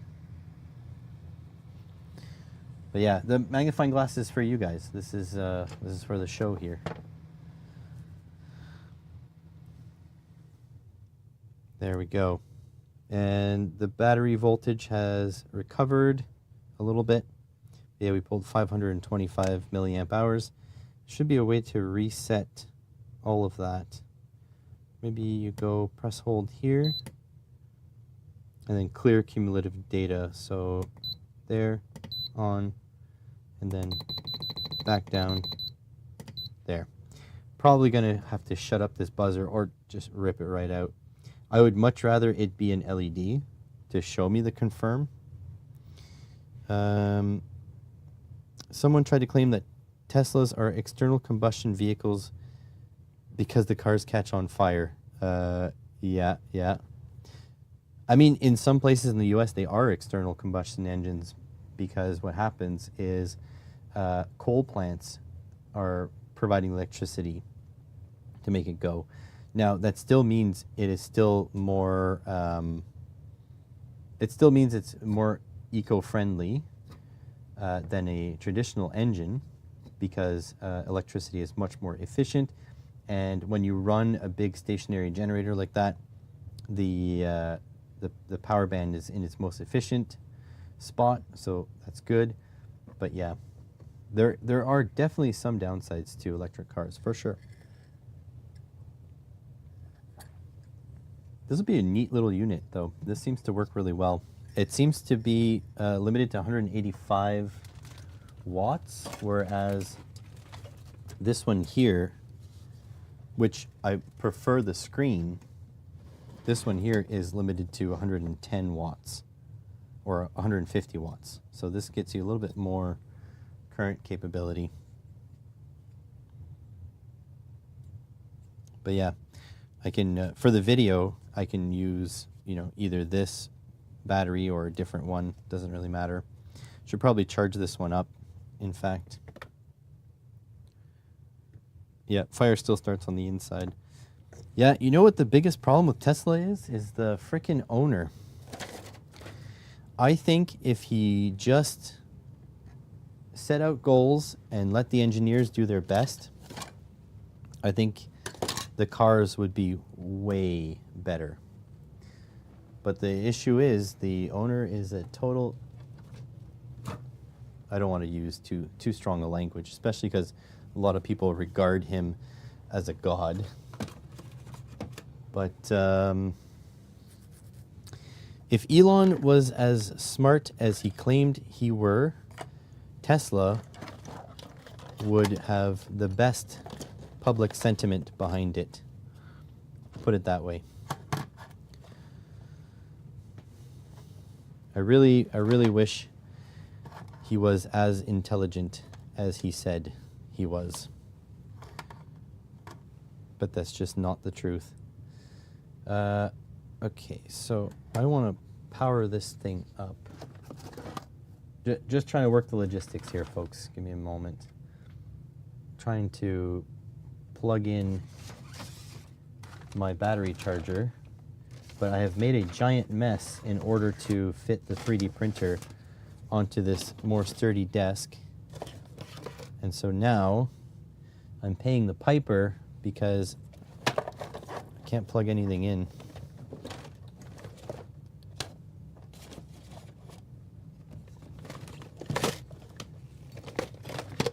Oh, there we go. Got it. All right, hopefully this doesn't blow up when I plug it in. You never know when something goes in shorts of prongs. There we go. All right, so lithium battery, LiPo charge, that's good. Grab the lithium polymer battery, stuff the leads in there. Hopefully nothing explodes. Be always good. This battery that you just saw on screen, by the way, that's last year's Snowspeeder battery. This year's Snowspeeder battery is going to be a bit more intense. Charge, start. There we go. It is charging. All right. Free cremation service with every car purchase. Interesting.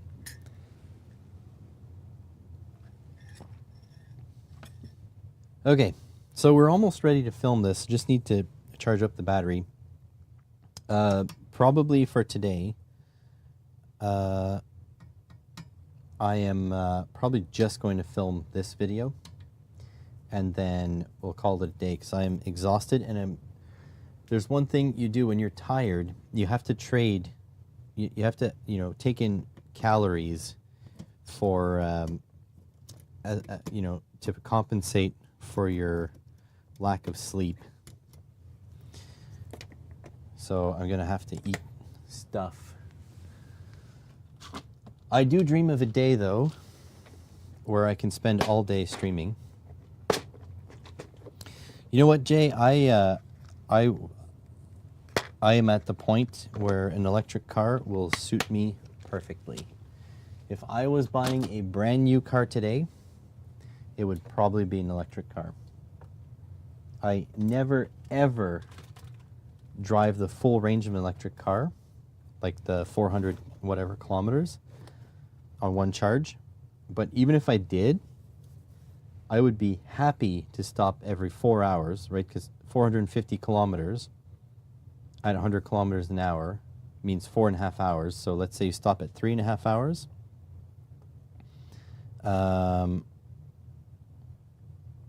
So I'd be happy to stop and charge for 20 minutes on the rapid charge stations. The other thing I will tell you is I absolutely hate going to the gas station. I hate it. I would rather just go straight home, plug it into my wall, and then be done with it. Not to mention that it costs something like $7 to to recharge an electric car. $7 to $15 depending time of day and whatever. Whereas to get 400 kilometers out of my Volvo, that was like $100 and something. So like if you look at the price of electric versus gas, after like 2 tanks of fuel, you're already ahead on the electric. Not in a van. Vans suck. 140 miles per battery, 2-hour fast charge. Yeah, no, not in a van.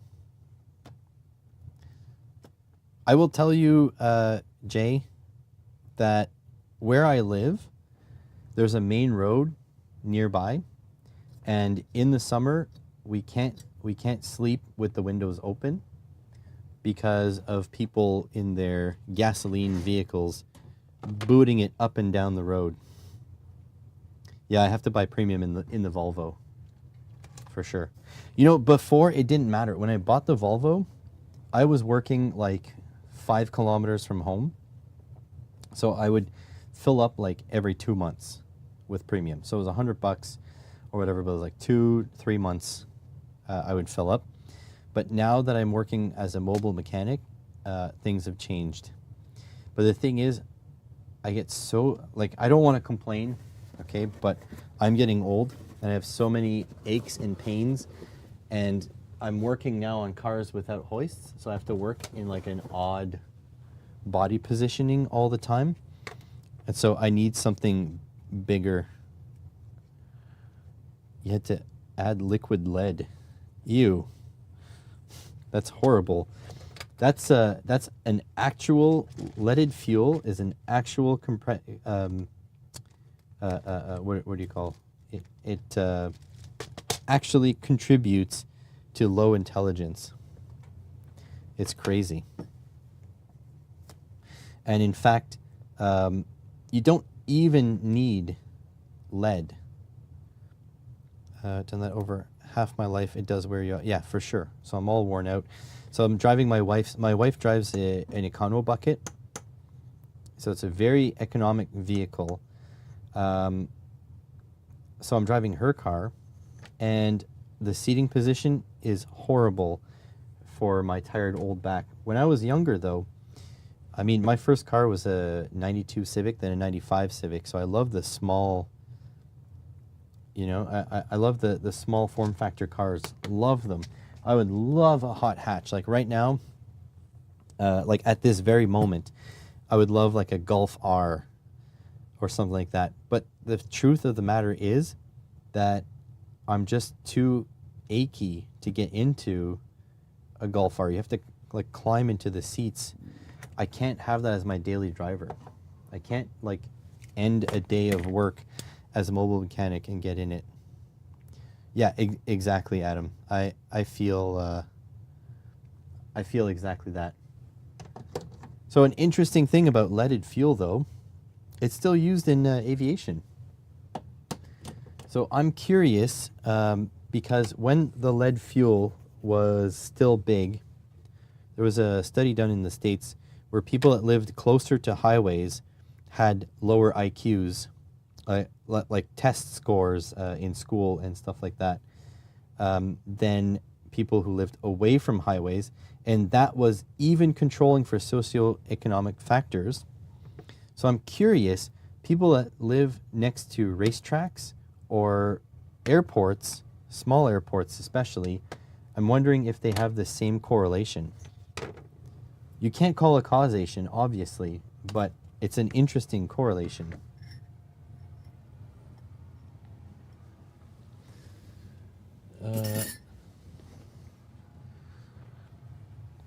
Yeah, absolutely, really. You can, I mean, I had to do this kind of research when I was doing my psychology degree in university. So yeah, there's published papers on it, so you should be able to find the source fairly easy. But I mean, if I get a chance later on, I can source it. But yeah, there's a negative correlation to like measured intelligence. We can get into that too, because intelligence is it's kind of a weird. I mean, intelligence is hard to measure, but like stuff like school test scores and stuff like that. And in fact, if you take a whole bunch of those studies and put them together on a meta study, if you study like all of them, you can actually see that over time, average intelligence has gone up since the banning of leaded fuel. Hit the like button. That's funny. Just don't know that they still. Oh yeah, they still use it in avgas, which is weird. But okay, so I'm an automotive nerd. Here, let me just turn on the lights here. The interesting thing about leaded fuel is that it was a total lie.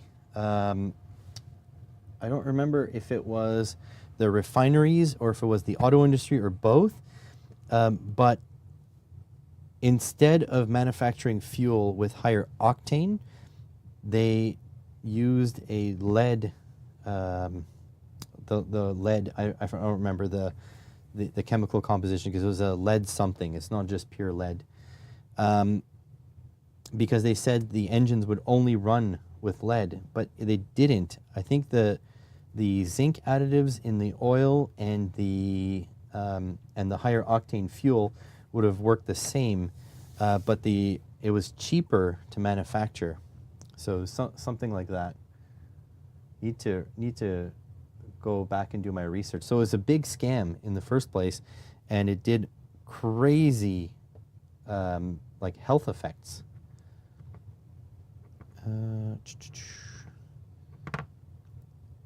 Motor Geek, yeah. All the rubbish ends up in tankers and cruise ships. Well, that too. So they use gas oil. I don't know. I teach this. I've only taught it twice. So I forget the name of it's like basically just a step up of crude oil. It's like when they do the fracturing. So you got a fracturing column, which is standing up. You got your lighter stuff like natural gas and propanes and stuff like that. Then you got your fuel, like gasoline, and then you got diesel. Then you got this thick like tar stuff, and that stuff goes into the stuff goes into power plants and like cruise ships and stuff like that. Was a chemist who worked on the fuel for Shell. Yeah, okay, that makes sense. It was something like that. Crazy though, huh? Like all the horrible stuff that's happened health-wise. Okay, actually, I'm gonna charge this. Cell a little bit faster, because we were discharging it at like 17 amps, but I'm charging it at 1 amp. So let's change this to. Let's charge it like. So 1C is 2.2. Let's go 4.4 amps. So I do want to record this today.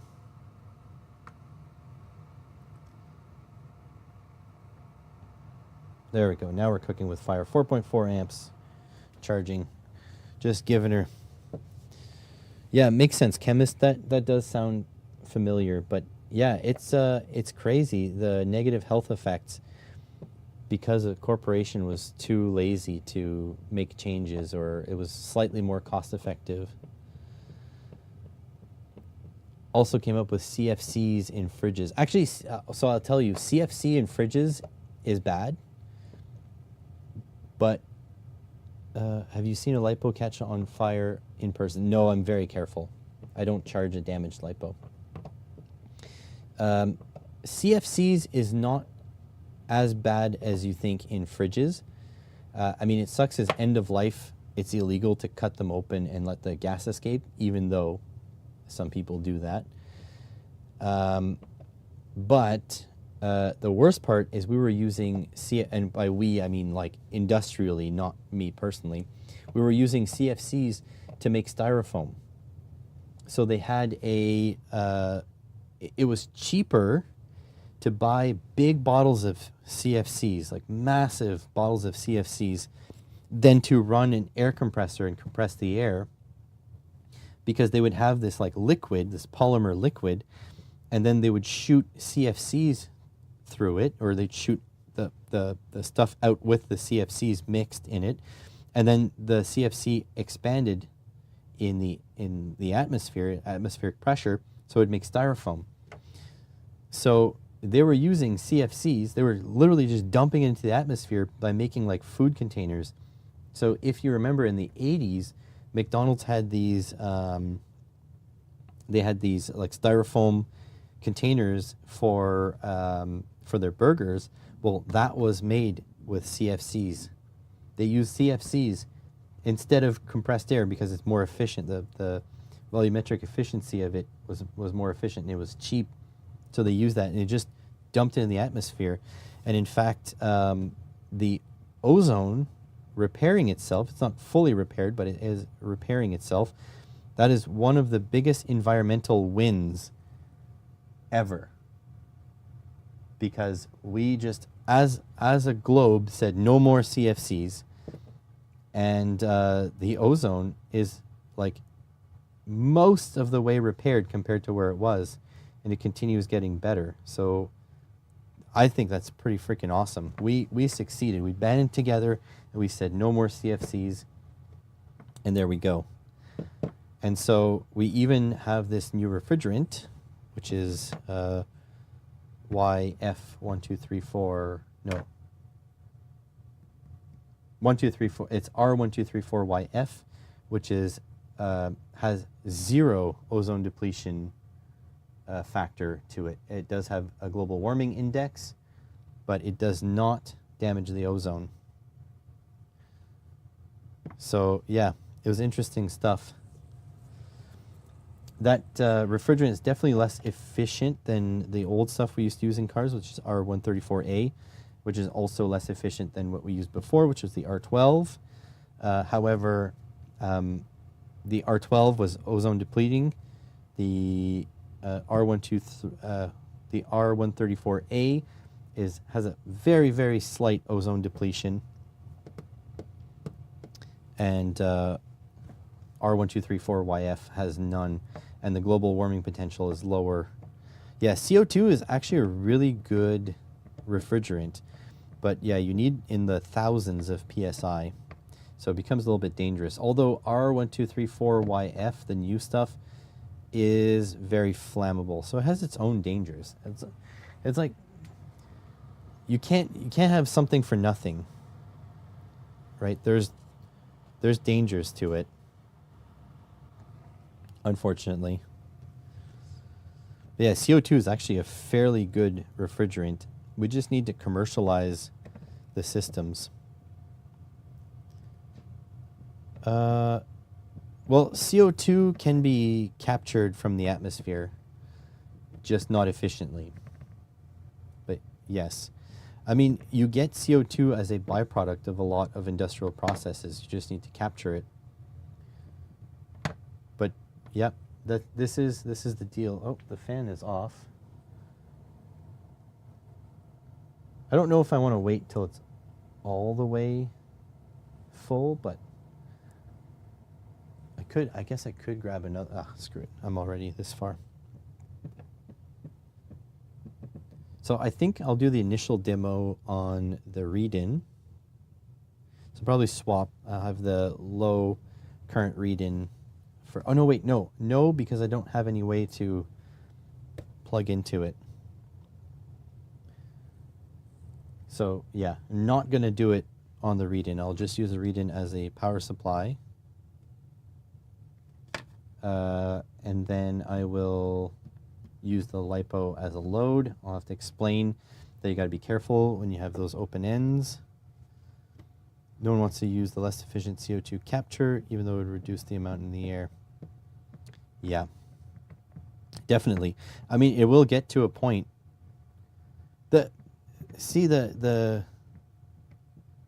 Farming before the 19th century. I mean, yes and no. I mean, this is a part that I do teach a lot. So the issue that we're having is that a lot of CO2 is captured inside like trees, plants, the ground, like soil, all sorts of things. But as we're developing, we're digging stuff out and we're burning stuff down. Like we're literally consuming things like burning wood and whatever. That CO2 goes into the atmosphere. But that's not that big of a deal because eventually it will get recaptured by more trees or whatever. Like at least it stays in one closed system. It does have effects, but it's not terrible. What's terrible is when we dig into the ground and grab crude oil, which is carbon that has been dormant since, the dinosaurs, basically. That is the issue, because we're taking that carbon that wasn't affecting our atmosphere for hundreds of millions of years, and we're taking that carbon and we're refining it using other hydrocarbons, right? You need energy to refine oil, and then we're burning our refined stuff and putting that CO2 and CO in the air. That's the issue. Yes, the ocean does absorb a lot of CO2 and then acidifies the ocean for sure. That's why parts of the Great Barrier Reef are turning white. They're bleaching. Okay, we've put in 582, so I'm just going to give it a couple more minutes now, and we're going to be in good shape. That's good. Yeah, I taught at the college where I teach. I had one contract 1 year to build a course on environmental problems related to automotive industry. And as part of the fuel and emissions lessons, I have to touch on pollution and their effects and stuff like that. So I am a little well versed. I'm not like Bill Nye the Science Guy level, but I do know that like a lot of the EV detractors, they say that EVs cause more pollution to build, and that's actually true. But it only takes a couple years of that EV to be on the road for the total lifetime pollution to be lower than a ICE car's total lifetime pollution. So as long as your car doesn't get scrapped in the first like 2-3 years, your EV is more environmentally friendly. Your history was farming and the Industrial Revolution. Oh, there we go. Yes, the best repair period of the ozone layer was indeed during the COVID shutdown. And not only that, but the air quality index went way up. Like our air was so much cleaner once people stayed home, which is like another like little thing we could do to help people live healthier lives is let them work from home. It's incredible how much that, like, why would you heat and cool and maintain an entire building apart from the building where the person is in? And then that person has to expend energy, whether it be through the public transit, which is a lot less emissions, or in their own vehicle to get there. It's pretty crazy. Unless you work for Elon. I don't think Tesla employees get discounts on Teslas. I mean, a lot of them have them, but they're not like given Teslas. I actually, if it wasn't for the, death and stuff, the pandemic was just fine for me. Like if there was no negative health effects, like stuff like people giving me more space at the grocery store, like not breathing down my neck and coughing down my neck, things like working from home. Like a lot of my coworkers at the college hated teaching online, but I mean, it was great. I just rocked up to my, my Teams meeting wearing pajama pants, and I just taught from there, and it was actually a little bit more interactive. Some students couldn't, you know, couldn't cope with the fact that they had to be in charge of their own attention spans. They couldn't see them. But other than that, I mean, I loved it. The whole work ethic of the COVID way is definitely, it's better for me, 100%. Oh wait, these things came with accessories, didn't they? Maybe I should find that. It came with a PCB that went into here as well. So let me put that to the side. Need to find that while we charge the battery. So yeah, the lifestyle of COVID is just perfect for me. I just wish it didn't murder so many people.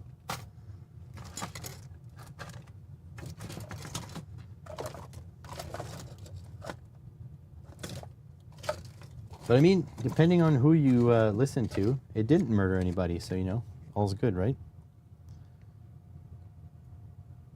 The curse of ADD, yeah. Yeah, and China got really clean, yeah, during COVID, for sure. 30% of pollution is from beef, pork. Yeah, I know a large percentage is from food production. That's why a common way to lower your carbon footprint, which nobody wants to hear, is to stop eating meat. That's not something that I would do. I mean, we are a social species, but some of us less than others. I mean, I am totally willing to stop eating meat completely if I could afford it. I don't even buy like expensive cuts of meat. I'll tell you, it's been years since I've had a steak. I just literally can't justify buying steak. So it's definitely not someone like me who will be able to afford to go vegan. I don't really, you know, I like meat. But if I had to give up meat for the planet to continue existing, that's such an easy thing for me. Such a win. Because really, I don't, you know, I'm so not difficult with the food I eat.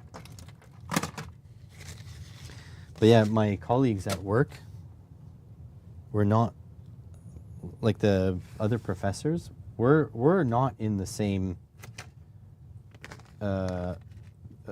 class, so to speak, because like my supervisor was telling me like, oh yeah, you know, I just go to Costco and get the massive thing of beef, whatever, beef shoulder, beef tenderloin, whatever it may be. And then he's like, oh, then I cut my steaks, and I'll do that about once a month. And I'm just like, I cannot believe that people in this economy can afford steaks, like literally like a $300 chunk of steak every month. Like I'm so not in the same price bracket. It's pretty incredible. Like we have a little bit more of an upscale grocery place around here. It's not even upscale.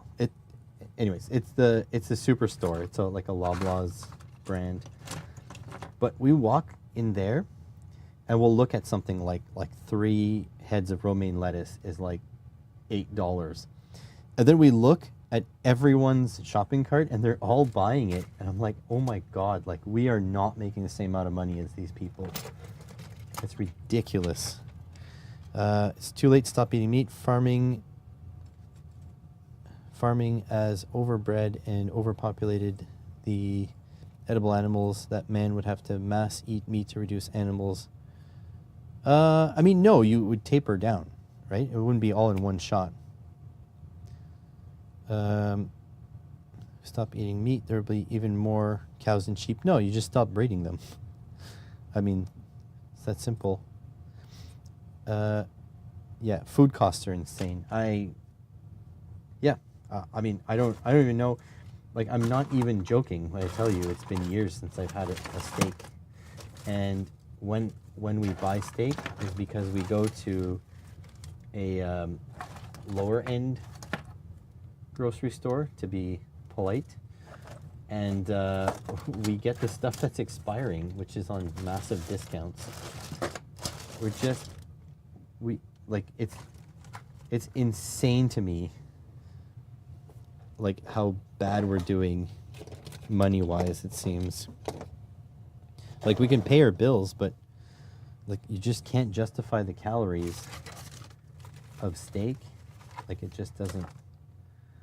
We eat out sometimes, but we eat out at like value places. We'll usually get like a poutine, for example, and they're cheap, like appetizer prices, but they're full meal. We use them as a full meal. Like, it's just, we are not the same. Okay, I really need to find that adapter. Oh, true. It is time to start planting a garden. Actually, this year the timing is a little off. It's hard to tell when it's actually time because everything is kind of out of whack. Okay, so I can't find those little boards. Oh, here they are. They were over. Oh my God, all this for nothing. They were over where I had stored these things, and I didn't even need a barrel jack because this has a 12-volt power delivery. So if you have a power delivery brick, you can just USB-C into this. That's actually pretty nice. Okay, so this is the PCB. So yeah, you can plug into here, but I don't think that's a high current path, really. You pinch these connections into there. I think using the terminals is better, but I do need this to show it off. So I need to go check what this was called too. I think it's a DL24. Get cheap meat if you buy at the shop on the farm over here. No such thing here. I mean, maybe in rural areas, not in the city. So this, I'll put that aside.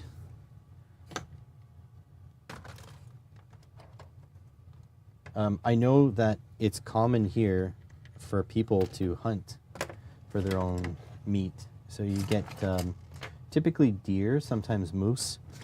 And so you get this wild meat and you bring it to a butcher, and it's far cheaper because the butcher, all he does is butcher your meat, and you don't pay for the actual animal because you have to pay for the permits and stuff.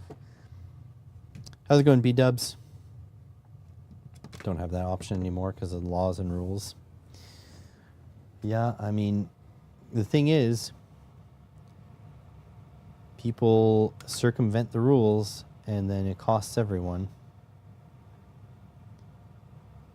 Okay, so I think this is good. I can stop the charge. It's pretty much full.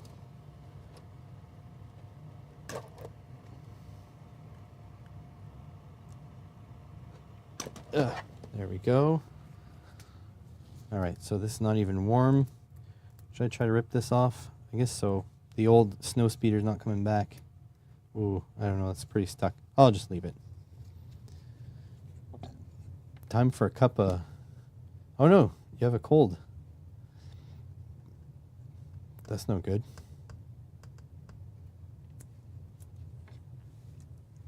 Okay, so this is the main point of the video, and then I'll use this and this as a harness. So that's good. I wish this was printed on it what size it is, but I think it's 2.2 millimeter.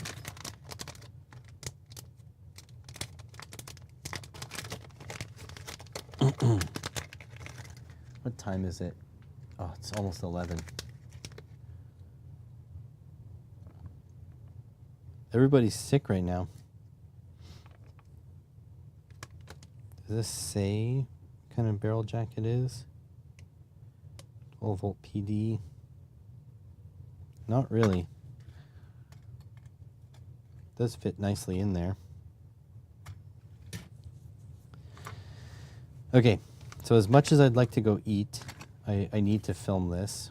I should film this. So let's get to it, I guess. All right, let me get a SD card.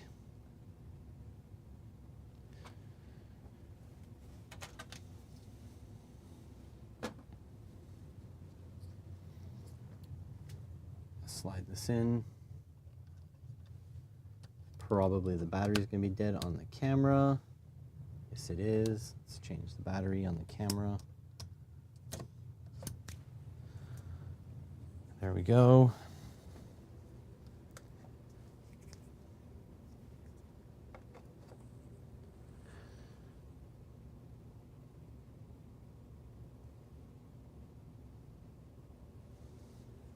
I have to dismiss all the spam emails from people wanting me to buy their services from my website. Oh, by the way, I'm not supposed to say their name, which is probably good because I forgot who they are. But someone reached out through my website and they told me that they like the podcast. It's really cool to get feedback like that. And they said the reason they don't comment on the podcast is because they're usually working or off in another room, but always listening. And so it means a lot that people reach out.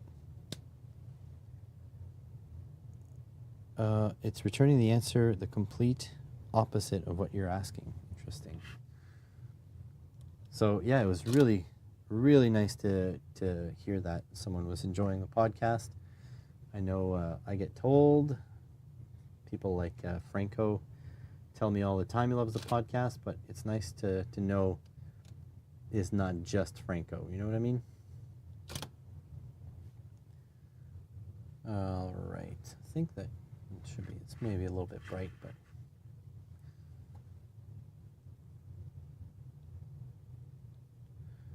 Did you try DuckDuckGo? Sometimes it's a better alternative. So is this a DL24? They 100%, most search engines, Google especially, has been downgraded because everyone plays the SEO game. 100%. Someone could easily, with some knowledge of SEO stuff, obviously, but someone could easily come in and eat Google's lunch if they offer a better search. Okay, what am I looking for?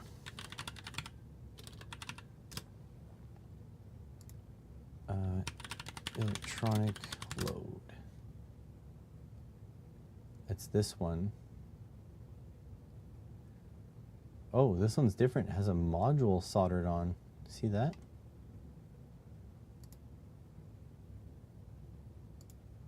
Look at that right there. Mine has it integrated. This one has an extra board on top. I just want to see the name. What do I call it? Oh, there we go. Is it, look at that, 28 welcome deal. So that's from A-Torch directly. So what do they call it?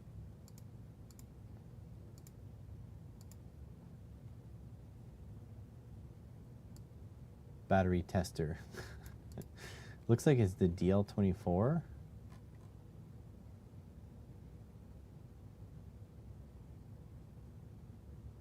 So this says 120 volts, but mine is max at 60. So this is not the same. Find YouTube better search engine. Yeah, the old standard was to go like you Google like electronic load, and then you go site reddit.com. But apparently that doesn't work so well anymore because other sites are adding Reddit tags. But yeah, this is like the better way to search. You just go add the site reddit.com. Let's see, I'll try to access my orders and see which one I physically ordered.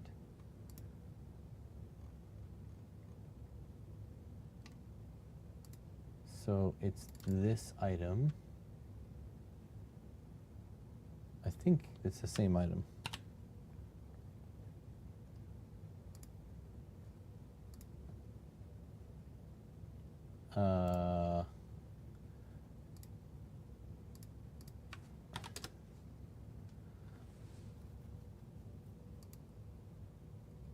I think that's the same item. Oh, no, different image. No, wait, there. 2.4. This is 150 watts, but mine is, yeah, these are the same. So that's curious because on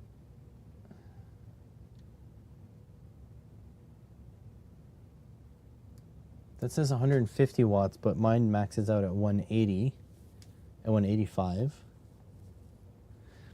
And then this says up to 200 volts, but mine says on the silk screen that it only lasts, it only goes up to 36. Kids' balls on the soccer court, not in the gym floor. Oh, very nice. Look at you being all useful. And it says it's a TFT color screen. I don't think that's TFT. I think that's OLED. Whatever. 4-button control. Yep.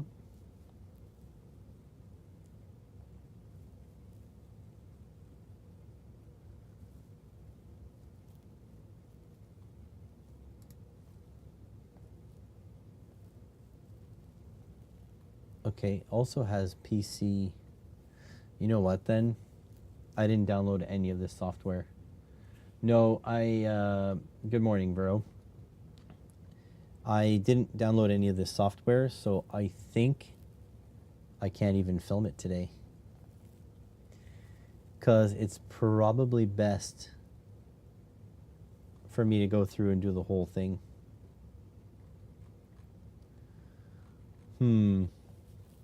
So today I've done absolutely nothing except for build an adapter.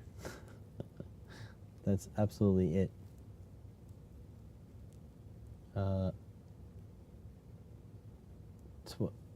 What's number 10? Current calibration port. 9 alarm, PC software 8. Oh, yeah. Okay, so you get, yeah. No, I'm going to be done in like 15 minutes max.